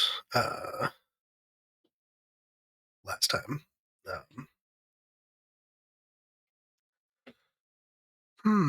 I am missing a D8. I'll find that later. You know. Or but for the Frodo will time find being, it. Or Frodo will find it. Well, that might be why it's missing, to be honest. TBQH. Frodo wishes to play. All of my D8s are missing? That's interesting. I found it. I found it. That's his favorite. He has a preference. He has a dice preference. Okay. That is a 20. That will hit. Perfect. Okay, great. I am hitting with the power axe, and do I have... Oh, I get to attack twice also. Now, that's a thing that we can do. Mm-hmm. Or that I can do. No, we can all do that. Yeah. So that is a blunt. Yep. On my first attack.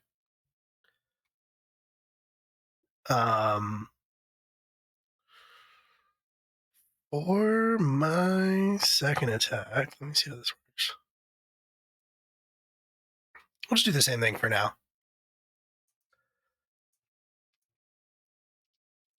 Okay.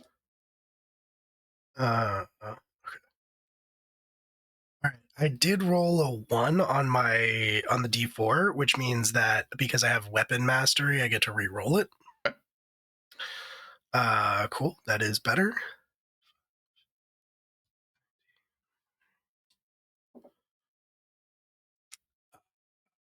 $25. Okay, that will hit. Cool. Then an additional 1 blunt. All right. You landed both. Tell me what that looks like. Yeah, I think it's a crisscross slash. So there's just like red energy lines that kind of get traced across it in post, and then sparks explode with the force of the pun. All right. Well, now it is Sea Monster's turn. And I think that, let me double check the stats in this attack.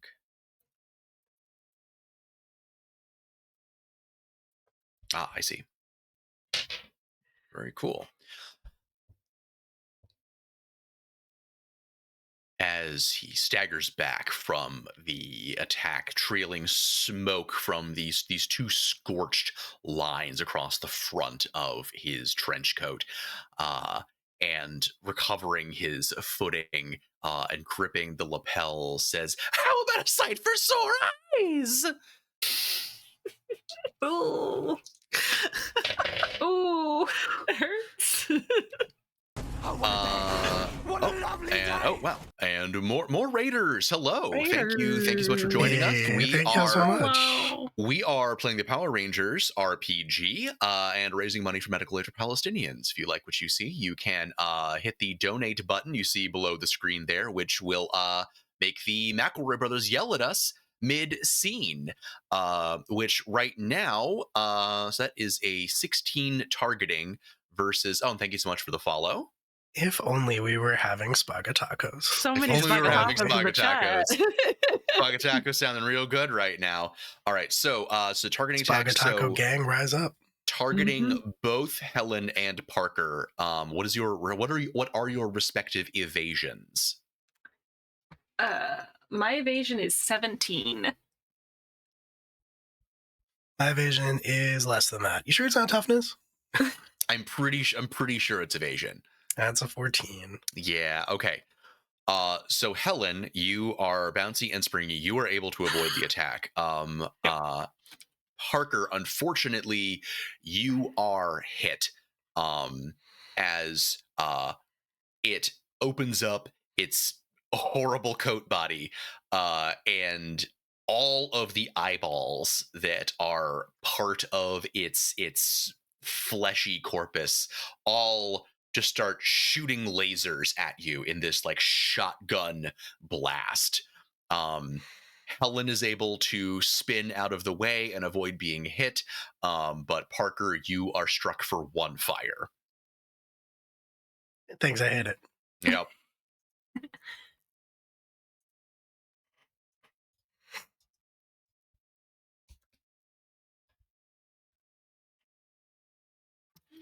And then it is going to be Kit. So you are on your back, unmorphed, in the middle of a group of 4 putties.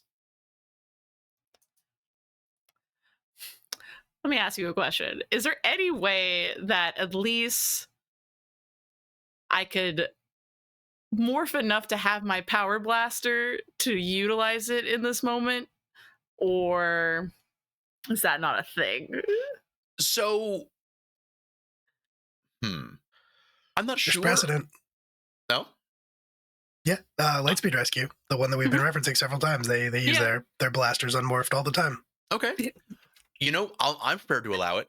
I was going to say, like, in terms of also morphing, like, these putties are definitely like they're not the best photographers. Like they're not even like looking through the viewfinders. They're firing from the hip. Like I think it's more that Kit's just extremely overwhelmed. It's it's like paparazzi flashbacks and shit, and it's it's never very know. it's very much that vibe. Yeah, it's honestly pretty unkind of them. But yeah, no, I am prepared. With the court recognizes precedent, and you can have your blade blaster. Beautiful. Which functions as both melee and pistol. Oh, beautiful. Yeah, if I could use it as a, I think I'm going to use it as melee. Choice. Yeah, I think I'm going to use it as melee. Kit's more proficient with a sword, but this is like. Yeah, a small sword, a dagger. Yeah. Let's see. I do like that kid's logic is like, I can't morph, people will see, but I can shoot a laser gun. That won't raise any questions. I mean, look, like I anybody feel like has to that's think, look, less conspicuous. Listen, listen. there- Lots there- of people have laser guns. I am certain that there are many people who wish that they could pull a knife on paparazzi. I rolled a 4. No, Eli, those dice are so bad. Do you get an extra attack while unmorphed also? I don't know. I mean, I do have extra attack because I'm level 5. Okay. So I'm going to assume that means you can also use it when you're unmorphed. then I'm gonna, yeah. Well, I'll never just say do it. no. Go ahead. Our relationship to the actual rules of the Power Rangers RPG are inconsistent. I rolled a 14 on this one. Well, fortunately, you were fighting putty patrollers, and their toughness sucks. So yes, that will hit. Beautiful. I believe that's a sharp for the blast. Yeah, for the blade. Yeah, so that's 1 Yeah. sharp. All right, that will take out one of the putty patrollers. What's that look like? I think it's almost like a panic thing, and the morpher gives me the blade because I'm probably just thinking about it, and it's just a quick, just on the back, just the nearest one, just poof, into them until they melt away into putty, hoping that it just like scares, gives me my hopes and my intentions, and that's up to you if you will allow me this, but I'm hoping that it scares the putties enough to stop taking photos for 5 seconds so that I could finally morph. But I don't know if that's I think that. what happens is that you do your sort of spin around and you leap to your feet, sort of a combination kip up and break dance move, fully bisecting this putty, and that motion, it has given you some distance. It has broken up the grouping of the putties, and as they're doing so, like the cameras are kind of going every which way. Hell yeah. So hopefully by all of that I can be finally in Green Ranger form. Yeah, you're going to take that opportunity to morph. Yeah, I'm going to take that opportunity to morph. Sounds good. So at least I'm in a much more protected position. And I will tell the putties now that I'm standing up there. It's like, all right, who's ready for a photo shoot? And draw my actual sword. There's the pun. Yeah. Helen refuses. She supports you both. She loves you both, and she supports you. She will not be doing it. All right. Well, and it's good that you have morphed, as it is now all of the putties' turns, as they all ended up rolling on the very bottom of the initiative order. Thank God. Yeah, because I figured that they were next, so they were going to probably beat the shit out of me if I didn't morph. They are certainly going to try. Well, I'm assuming a 6 doesn't beat your toughness though. No, a 6 does not. I figured. I'm assuming a 21 does though. A 21 will do, yeah, for sure. Rude. And does a 13 beat your toughness? 13, does that beat my toughness? I think I have 13.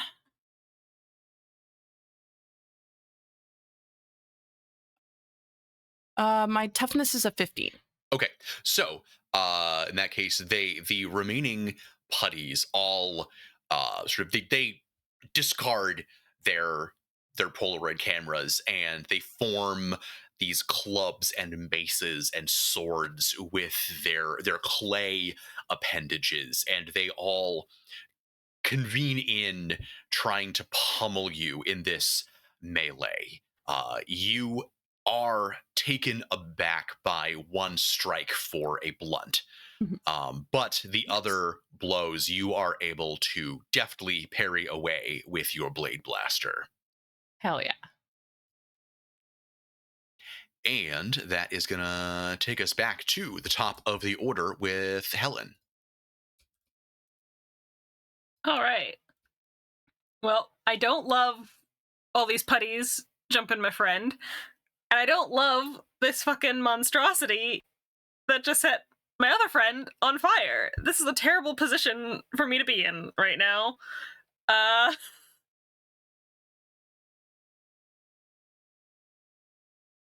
So It's a bad scene. it's not, it's terrible. It's not great.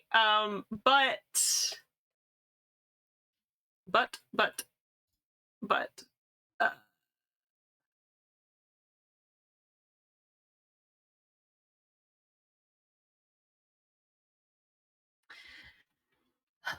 so okay. So we're in a pretty tight position, right? I wouldn't necessarily be moving more than 5 feet if I were to swing on anybody. I would say you would not be moving super far to fight Sea Monster, as you are more or less already kind of in engagement with him. You would be moving if you wanted to go help Kit.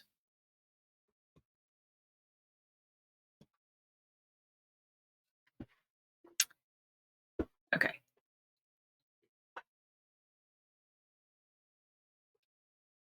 I think then I'm going to try to.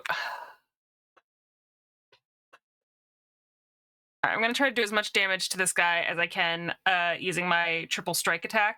Okay. You're attacking Sea Monster?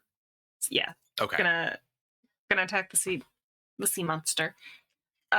So let's and I'm gonna use one of my personal powers to shift this up one. Try to make it more guaranteed to hit. So 21 on the first one. Okay. That'll hit. Okay, that'll be 1 blunt.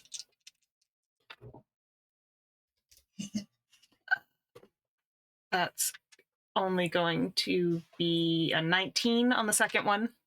That will still hit.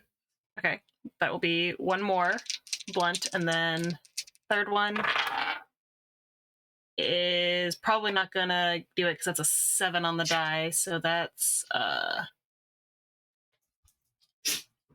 only 15. Will not do it. Okay. So that is my it is technically my first attack using my triple strike ability. Do I still get technically this second attack? Does triple strike attack is a yellow ranger thing. It's different from Okay, so I think in that case, it's different from a strike bonus. Okay, so yeah, you would use your triple strike attack on one of your attacks, and then you would still get your regular second attack. Right. Because your triple strike, that's like a per scene thing or a personal power thing? Yes. So I do that, and then what I'm going to do is with my actual other second attack, I want to take a shot at one of the putties with my blaster. Okay. Because cool. I feel like Helen, I can't tell. Things are happening to both of my people, and that stresses Helen out a lot. That's fair. Yeah. So I'm going to. So I whacked him twice, and now I'm gonna try to shoot a putty. That's Helen's love language. Is fairness.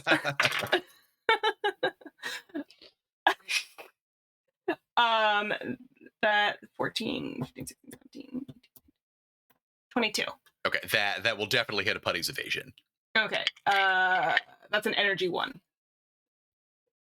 Yeah, and that will vaporize a putty. Bless. You have landed a pair of strikes with your hammer on Sea Monster, who has definitely taken some punishment at this point, but is still standing. You can feel your blows getting partially absorbed by its fleshy body. Helen hates that. Yeah. She has no pun to provide, so instead she's just gonna say to Parker, she's like, "Please finish it." Do we want to put them together?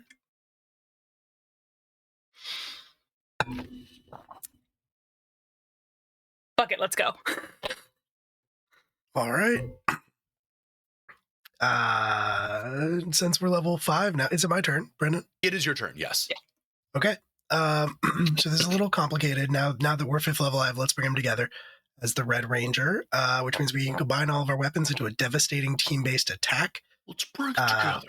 I'll spend a personal power, taking a contingency action with the trigger of when all my teammates' power weapons are joined. We will combine our attack.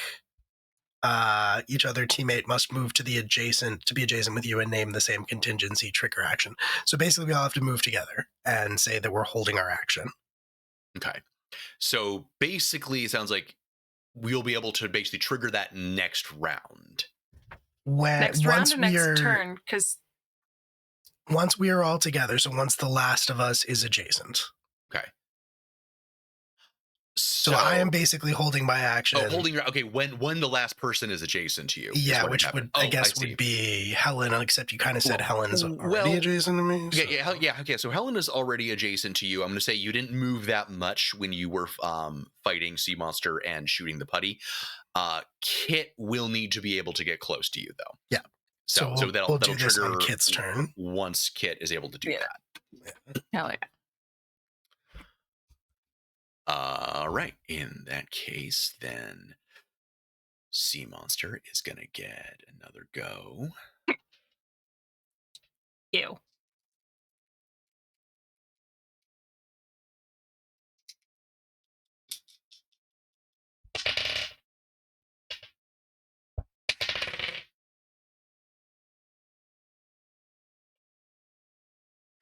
Now, did you say your evasion was 17? Yes. Okay. Does it get me? It barely does. It gets exactly 17. Oh. You got me. Yep. As Sea Monster once again just continues to open its coat and continue to bombard the both of you with just this hail of eye rays while advancing on you, hitting both of you for 1 fire. Gross. Damn. And then next up is gonna be Kit. If we're teaming up here, then I need to get to the everybody else. So if Helen has taken out one of those putties, I think I should have an opening to kind of do a power flip over there. Just do one of those big high jumps where you just like raise your arms in the air and you just the under camera shot where I'm just like barrel flipping across. Go ahead and give me your choice of either acrobatics or athletics to basically like flip over the putties that are still around you. Oh yeah, I have acrobatics. Let's do that. Be good, dice. Be good. Be so fucking good. I rolled an 8. Didn't you take like a perk or a power thing that lets you re-roll things? I don't. Oh, do I? Oh, yes, I do. Yes, I do. Yes, because we've talked about this. We've talked about how evil your dice are. Yes, I don't remember the skill offhand because I'm not looking. I don't have it on my sheet. While Eli is re-rolling this, Will, you did take an extra fire. Okay, thank God. Oh. I rolled a 17 with the re-roll. Okay, there we go. Yeah, because I was like, I know we've talked about this. It's a lucky for all intents and purposes. I get 1 per session, so well, good time to use it. Hell yeah! Yeah, you are able to run up, and I kind of picture you run up and you like jump up, plant your hands on the shoulders of like the 2 putties to either side and like use them as like a springboard to jump over them and Sea Monster and land next to Helen and Parker. I'm glad to see you guys here. Let's do this. I'll pull out my power sword instead of my blaster.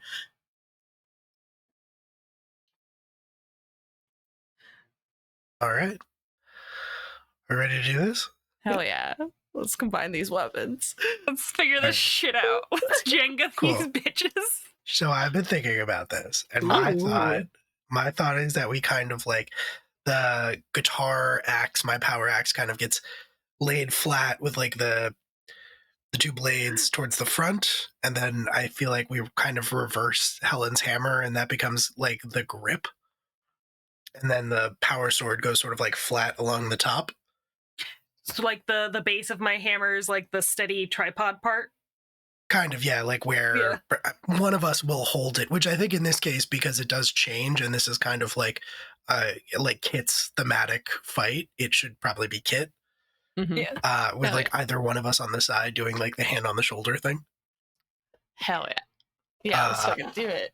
And I was Shoot him, thinking, I had a thought for the name, Yes. which is the Joust Crossbow. Sick. I don't hate it. Sick. Let's do it. All right. Hell yeah. Who rolls this then? Well, that's the thing, is that thematically it makes a lot of sense if you are the one holding it and firing it. I am just a lot better. Well, actually, if it's like a ranged roll, it's kind of non-specific. Is it going to use finesse instead of? I don't know. I'm not very good at that. I'm good at hitting things up close and personal, but it says I'll spend the power because it's my thing. It's a ranged attack, and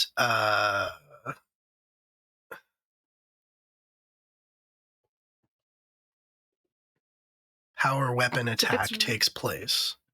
So if it's It's ranged, reach. it's targeting. Yeah, I think that's true. Somewhere Ethelflade is like, this is what happens when archery isn't the only legal sport. Yeah. Okay, yeah. The range attack is reach. Gains an additional 2 to hit. Oh, that must be like up 2. Okay. Using your attack traits and abilities. Okay, cool. So yeah, I think it's got to be targeting, and you go up 2 die types. Beautiful. That will push me to a D8 if I'm pulling the trigger on it. Get him. Come on. Oh, fuck yeah. That will be a 21. That will hit. How much damage does that do? So it inflicts 1 damage upon a successful hit per participating member. But I am also going to activate Power Strike. I cannot activate Power Strike. It's only on a melee attack. My bad. But we can still... Yeah, it's still 3 energy, I assume. Hell yeah. Blow this eyeball up. Get him. Very cool. Yeah. What does this look like? What's this whole scene look like? I think for the pun, now that we have the whole jousting thing, I'm gonna target sea monster, and then I'm gonna be like, "Are you ready for your close up?" And then fucking blast like energy ball like charges, and then it just fires off. Yeah, like maybe like turns into a lance like halfway through, and then just like drills into the chest. Oh yeah, no, it strikes like right in the middle. Like it is in the process of like it's opening up, and you can see the eye is glowing to like unleash another hail of lasers. But the joust blast just hits it like right in the eyeball chest. And there's a tremendous explosion as he's just rocked backwards. And skids across the earth and asphalt, smoking as he does so. And it just kind of sits there, a smoldering pile. Though you notice the sky around you starting to darken, and a roll of thunder. Oh, damn. All right, let's get these swords. Come on. It's happening again. We gotta figure out a way to stop this. We gotta. Helen, you do weather science. Can you make it stop lightning striking? That's not okay. You and I are gonna have to have a really long talk about like what I actually. You were having this conversation like literally as the do. lightning is like striking sea Yeah. monster and he's growing large. Yeah. We're like we're doing this. Helen's like tapping on her morpher, trying to get the griffin. We can hear it in the distance as it crawls its way out from the quarry. It shakes off its little sand, and then it's coming. Yeah, the Phoenix sword comes down, like dive bombs from the sky, pulls up. Hell yeah. Yeah, unicorn's on the way. Running in. We're jumping in. Helen's like, "Are we even gonna wait, or are we just gonna get extra big?" I mean, probably the way we've always done this is with the big cloak slash. Let's just do the cloak slash. Yeah. Let's just. It's never Yeah. failed us before. It's never failed us before, and also this guy's a freak. I mean, they've all been freaks, but this guy's a freak. Yeah, this guy's got to go. Like no messing around with this guy. It's like no, you gotta know, you gotta go. No. We're about to form the Chris Hansen Megazord. So like, get him out of here. Off these Get this streets. this stranger danger ass. Stranger motherfucker danger, voyeur ass, photo taken bitch in his flesh trench coat. Get him off these streets. Absolutely no mercy to describe how you're bringing it together. Hell yeah. Yeah. I don't even remember who is what. I know that I'm the cloak in the head. I'm the legs. Yeah. I'm the And legs because my I'm the griffin's body. wings become the little like Hermes feet. Yeah. Right, I'm the Hermes body. Phoenix. And I'll form the head. With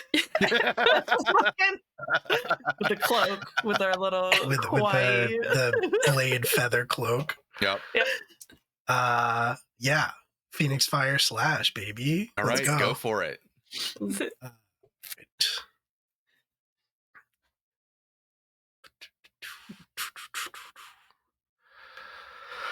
Okay, let's see here. It's might, I think. I believe it's might. Yes. Yeah. We gotta up these stats. That is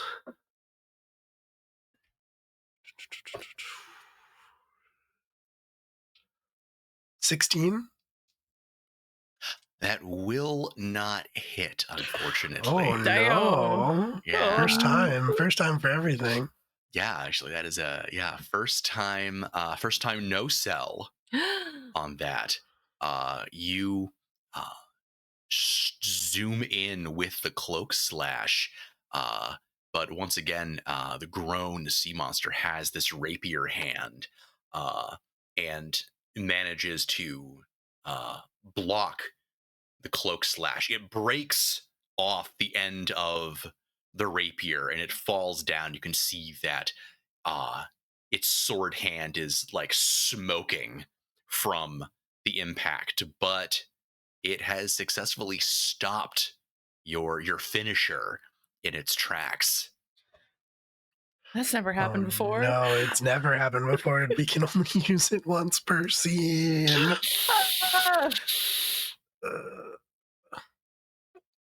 All right. So I'm gonna do something different then. So yeah, everybody gets to pick one of these, and technically we've only done the one that I picked, which is enhanced melee attack, but someone else, we could have an enhanced ranged attack that comes from one of your Zords. The horn from You can the shoot the horn, just like Love that. you can make an art like a bow or something and shoot the horn. Incredible. 1,000,000% yes. does a 20 hit your Megazord's evasion? Yes, almost certainly. Yes, we it does. used my evasion, I think. I think yours you was had the best. highest. Yeah. Then it does. As the sea monster again opens up its cloak, and these spheres of energy sort of like emerge from each of the glowing eyes within, forming together into a single large sphere that this glowing literal giant eyeball of energy, almost like a Tesla sphere, the veins being made of lightning and electricity, that arcs forward and explodes against your closed at the last minute phoenix wings for 5 laser damage. Damn. So who takes that?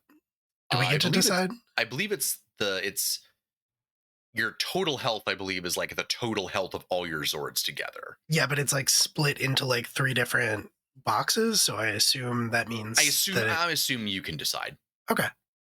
Well, I'm just gonna mark it off. You said 5. 5, yeah. Okay. Okay. Yeah. This music.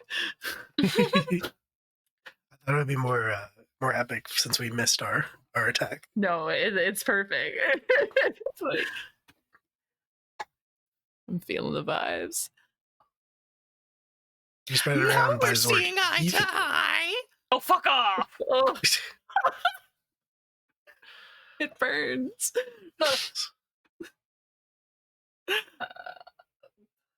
Okay, is it back to us? Yes, it is back to you now. Okay, then I think Eli, if you want to describe, it's very fitting once again that Kit is going to be the one to Hell yeah, let's do this. Let's do it. I think in the way that, yeah, I feel like in the way that we configured, like the horn is like, I always imagined it was like on the belt as like potentially like a sword, but we'll draw it out like an arrow.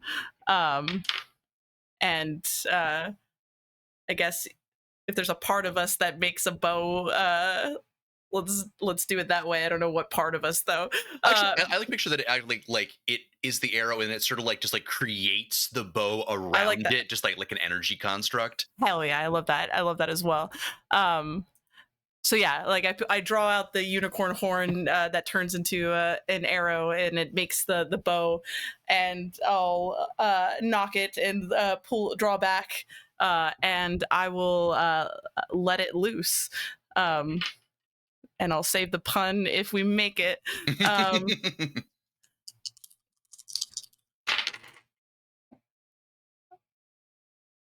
Okay. Does an 18 hit? This is ranged, so it is evasion.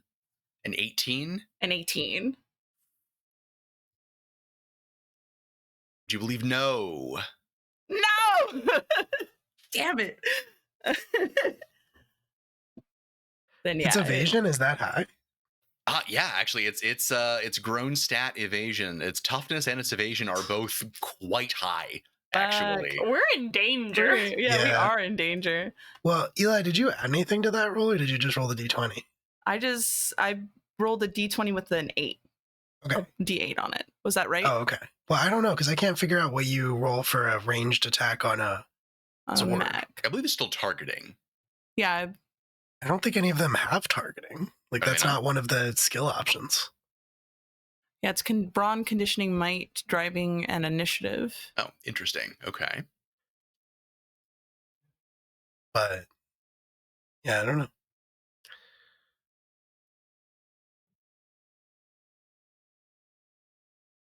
Maybe it's just brawn again. I don't know. But yeah, if you add it, I was just wondering if that was a flat D8 roll, because then you'd be able, or D20 roll, because then you'd be able to add.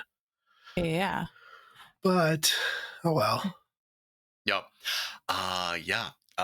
Both toughness and evasion are pretty high on the grown form. As you fire it off, and it sort of closes its trench coat and sort of knuckles up and just takes it right on the chin, and there is an explosion and smoke and steam, but it pulls itself out of the blackened crater that you leave.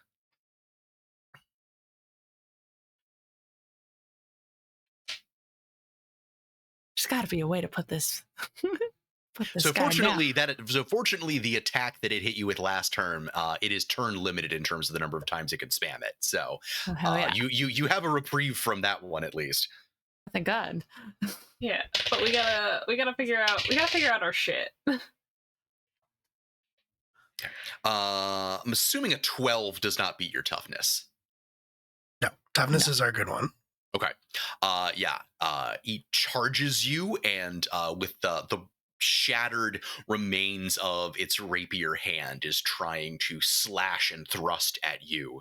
But for the moment, you are able to parry its blows with the pinions of your phoenix cloak. Which I think I'm going to then just try to like I think it's like so it's not the special supercharged attack, but I think just sort of like block it, like using the Phoenix Feather cloak to like block the attack, and then just sort of like throwing the hand forward so that it like cuts again, but it's not energized. Because I think we can still attack with like the regular weapon. Yeah. It's just not super good. Yeah. It doesn't get the big damage bonus. Yeah. That's still not great though. What were we at?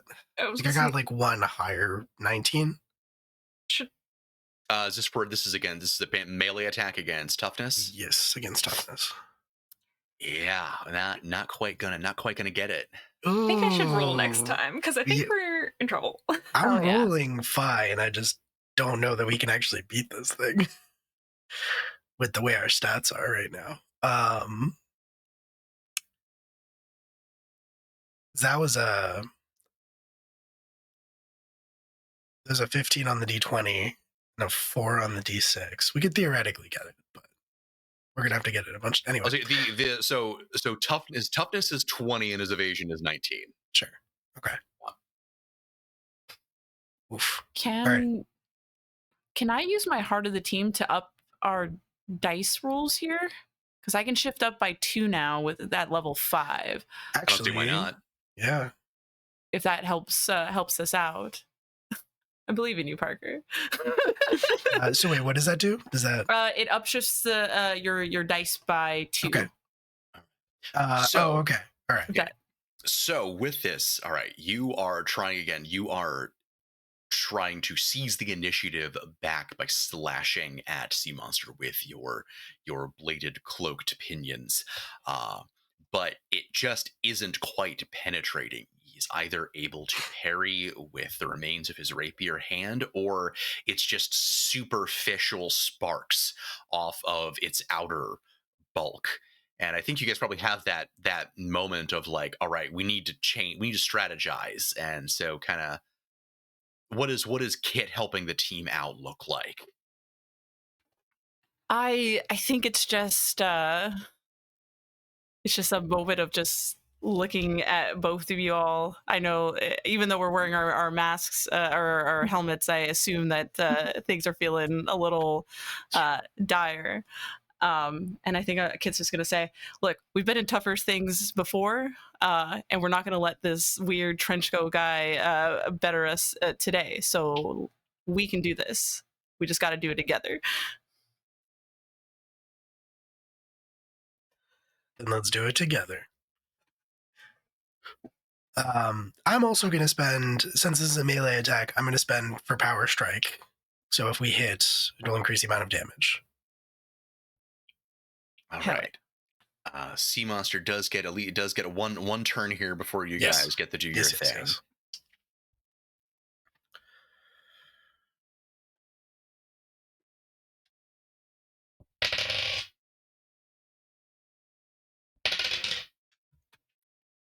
That will almost certainly not hit. So, hell yeah.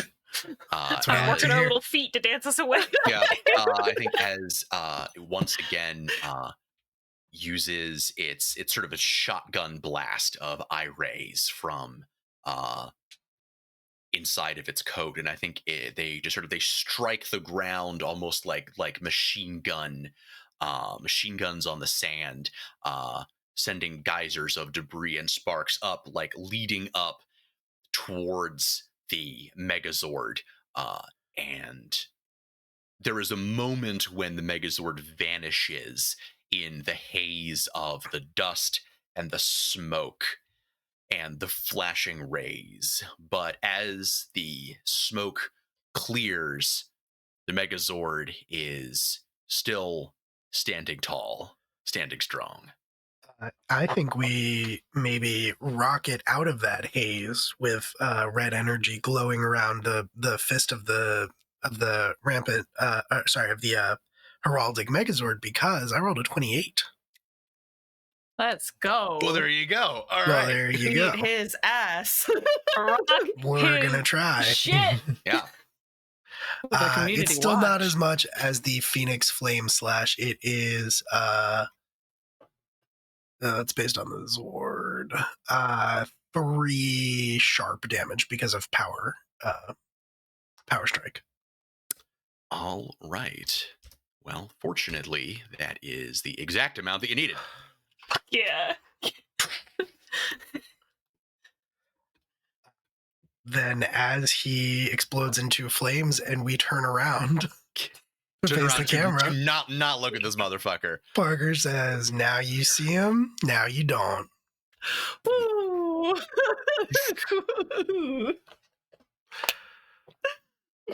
Stunning. Amazing. Spectacular. Hell yeah. I knew we could do it. All right. And think of that. You guys all reconvene, I think, back at Mirrodin's Tower. Hell yeah. Proboscis man. It was one proboscis. That proboscis Man needs a straw. haunts me. It haunts me. Guys, he needs a straw, man. Is there any way that I could have gotten all of the putty photos that were taken that are just now lining the streets of my neighborhood? Yeah. Any way I can collect those? I think you are able to get, at least you are pretty sure, all the ones that you can find. Yeah. Fair. Yeah. You get your pictures. I gotta go pick up my car by the side of the road. We meet back up at Mirrodin's Tower. Yeah. It's just like old times, except instead of drinking outside of the tower, we're drinking inside the tower. That's an upgrade. I don't think we should suggest drinking this time. I don't want to see him do that again. That's fair. That's fair. Okay, we'll just reconvene. We will go back to the Camelot Cabana like we planned to in the first place. After this, Couldn't we just like pour it into his like fishbowl? I mean, that feels. Does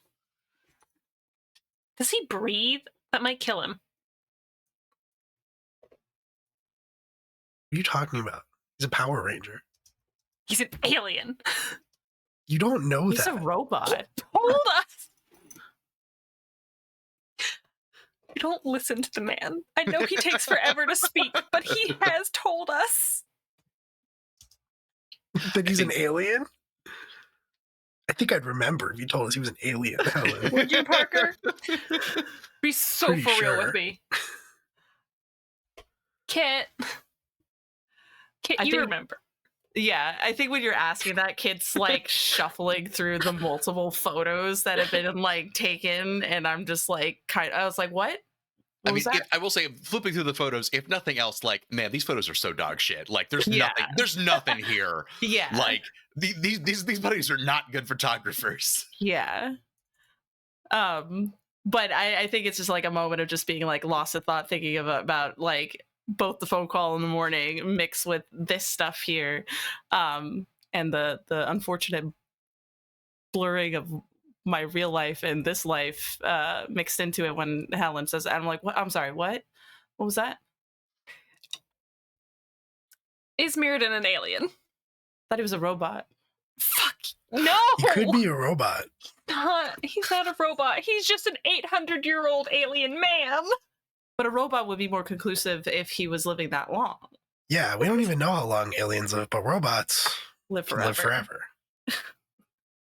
And I think as you were having spit as you are teleporting back into Mirrodin's tower, Mirrodin is in one of his alcoves, pondering the orbs within, and turns around, and you see affixed to the faceplate of his helmet. There are a pair of little stick-on googly eyes. No. Oh. I like the new look, Mirrodin. Very flashy, very googly. I thought perhaps you could use some levity, given your recent encounters. I think it's a little bit more about eye contact now versus levity, but Is that where your eyes are?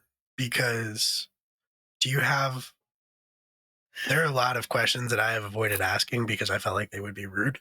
At one Or coming to point, the forefront. at one point in time, my eyes were where yours would be.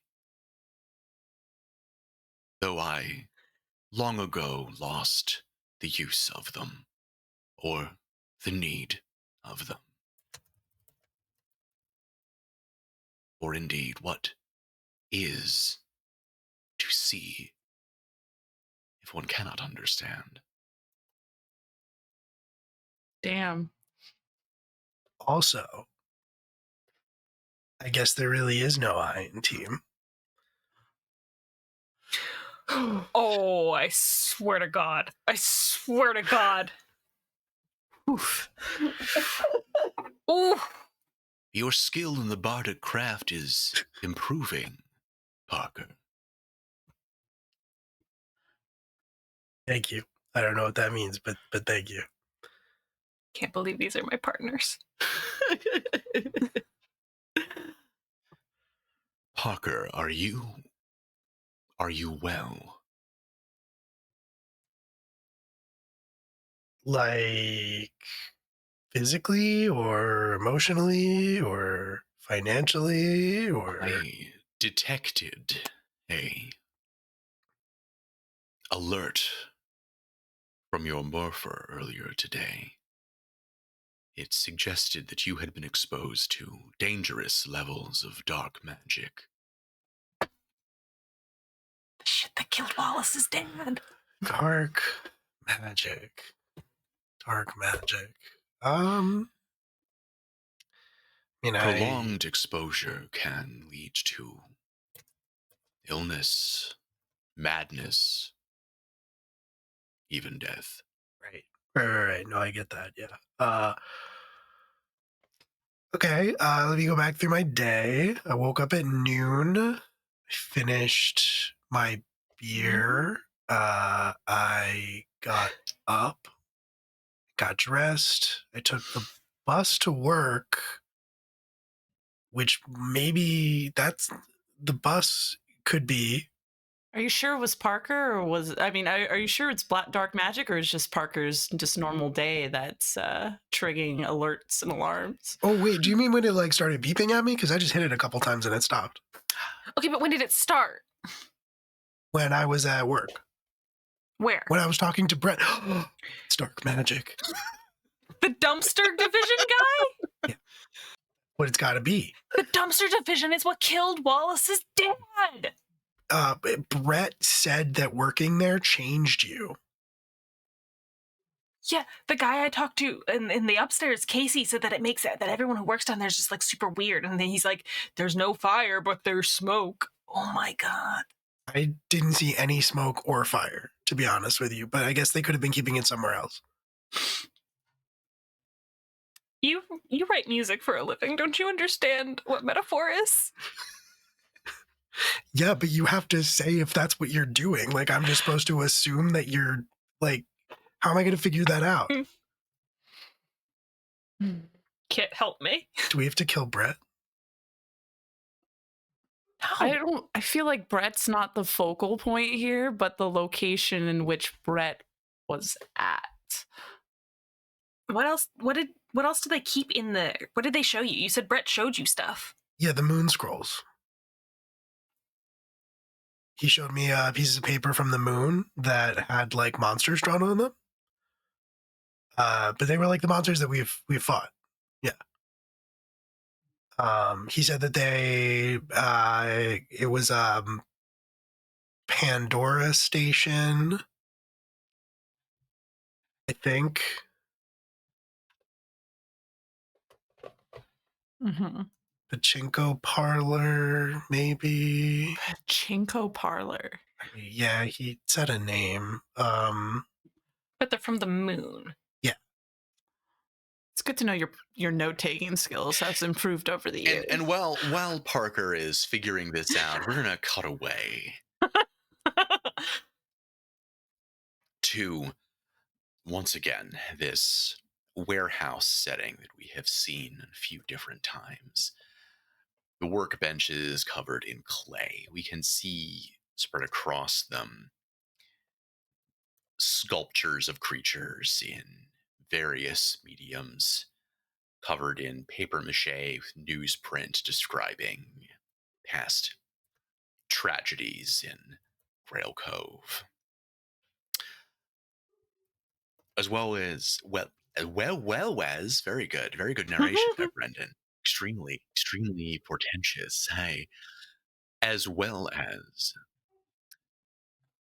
sketch pads that bear illustrations very similar to the ones photographed by Parker.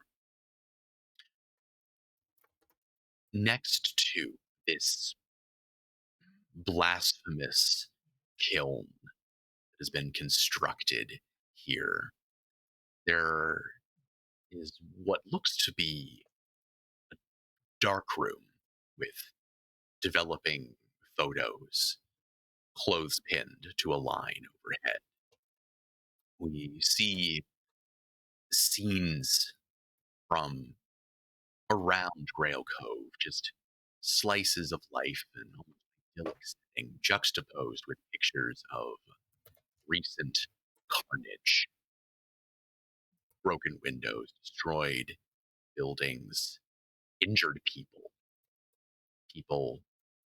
screaming, crying out, fleeing from monsters. And next to this, a putty pins up a Polaroid photo, blurry, but unmistakably Kit on the ground. All at once, from the corner of the room, there is a bright flash of purple light,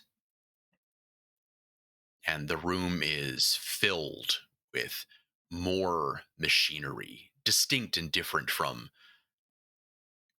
what was already here, of a decidedly different make, some of which has Cranston Technologies emblazoned on the side of it.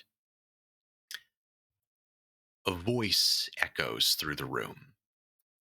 That same glass on porcelain voice that is everywhere and nowhere at once.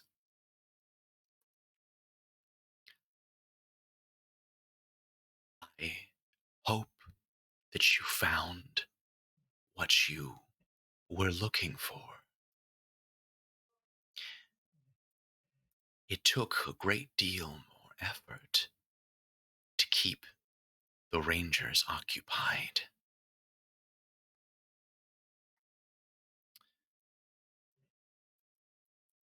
From behind one of the stacks of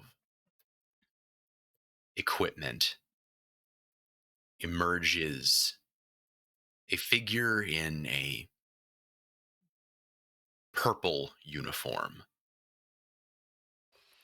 clinging close to them in body armor shape, very similar to that worn by the Rangers Rampant, right down to a manticore on its hind legs emblazoned on the side of the chest. Reaching up and removing its helmet, a exhausted Wallace True speaks to the unseen voice, which says, "Yeah, I got it. Now, do what you promised." And that's where we're going to end. Shit. Wally, no. Do it. Eli and I were talking about this at the break. We were like, yo. How old is Wallace? Isn't he younger than us? No, he's approximately your age. He's about at Oh, his okay. teenage. All right. He was one of our classmates. His like vibe feels a little younger, but he is your age. Dang. Yeah. Dang. So yes, that's going to be our cliffhanger here for this episode of Rangers Rampant. Tune in 2 weeks' time, where they're going to probably meet this other ranger, and I'm sure Yeah, they're going just to be fucking immediate friends. rip it, And baby. thank you Slap so that much down, for the dude. donation. Yeah, dude, crack one for the Oh, and big the boy. money.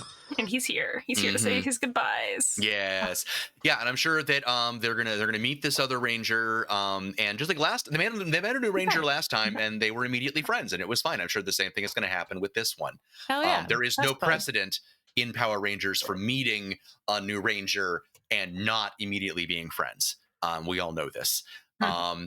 Also, probably get some more insight into what the fuck has been going on in the background this whole time. Yep. If you joined us this evening, if you chatted, if you hung out, if you harassed us, if you donated especially, it really does mean the world to us. We could not do any of this without your support. Indeed, your donations are the reason why we do all of this. We're going to go ahead and have everybody do their sign-offs and their plugs. Yeah, so my same. Yeah, we always do the same order. Hello, hi, it's me, Will. I was Parker Mills, your Red Phoenix Rampant Ranger. I realized that I'm Britting him pretty hard since the first episode. He is getting steadily dumber over the course of this show. Parker's getting Parker's Parker, you okay, bud? Parker's He taking was a some little- hits to the head, and we need to address it. It's true. Yeah. He was just kind of sarcastic at first, and Yeah, man, those Ranger helmets not stopping the head trauma like we know. We're having fun. We're having a good time. But he is getting dumber actively. Hello. Yeah. Hi, my name is Will. I play Parker. I'm around on the internet, Blue Sky sometimes, at a Will M Scream. That's pretty much it these days, other than the LFTA Discord, which we'll talk about at the end. Tomorrow night, I believe, I will be over at Entropy Emporium running God Complex, a Grow by Moonlight game about making the corpses of dead gods into mech suits and punching space kaiju at the end of the universe. And then that's pretty much it. This Sunday, I'll be back here at LFTA to run Academy H, our Masks Actual Play podcast about a group of teen superheroes, which is a good time. We record it live here on Twitch, so it's kind of just like any other stream, but also there's a podcast. And then that's really it for me for like the next 2 or 3 weeks. So that's when you can see me if you want to. Otherwise, I don't know. That's it. Bye. Hi, my name is Eli. I was playing Kit Wells, your rampant green unicorn ranger. I am also the resident ghost of Mayday Roleplay. We're an AP content creation team making cinematic, awesome, fun, and sad stories for your viewing pleasure. come hang out not this Saturday, but the following Saturday, as we return back to the new generation, the coterie of Las Vegas, as we are heisting a Ventru casino and trying to frame the Hakata. Also, I will be on Tales from the Table Studios on the 24th. I will be singing an Orbital Blues as I run that with a group of tables as they try to clear their name from committing crimes. And then I will be back here on LFTA for Tenebris and for Ranger on that same week. Other than that, you can catch me on socials at A Ghost of Eli to see all the cool things I'm doing. Or if you want to play a Westmarch style dungeon meshy game on the internet called Foodspire, you can find that also on my socials as well, and come play with my server and my community. But other than that, that is all that I have. Hello, friends. I am Julia. You can find me at Hexbot on pretty much anywhere on the internet. I have a brand to protect. I'm actually, speaking of heists and games, tomorrow, right here on LFDA, we will be doing Never Ember's Enigma, which is technically a Waterdeep related heist game, although right now we are in the astral plane and I'm about to get my shit rocked. I play Lavinia Hale. ACAB does include Lavinia Hale. It's fine. She's having a good time. Come watch her maybe die. Andy's been gunning for her from day one. And then I will be back Sunday for Academy H, where I play Lyra Kroll, aka Crucible. She is our squad leader, and she's having a totally normal one. Leadership does not come with any stress.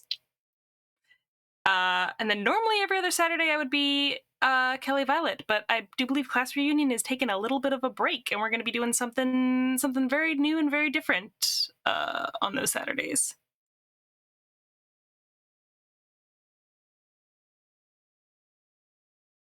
Yeah, this would be an off Saturday anyway, but next Saturday there's like birthday parties and stuff like that. But yeah, we will be back in March with Grimoire Punk. Check it out. That's it for me. Bye. And hey everybody, thank you. I've been Brendan, the Game Master for this evening. Like I said, just out here giving everybody problems. And when I am not doing this, I am, what else have I been doing on the channel? Mostly just on LFTA. I'm not really active on other social media.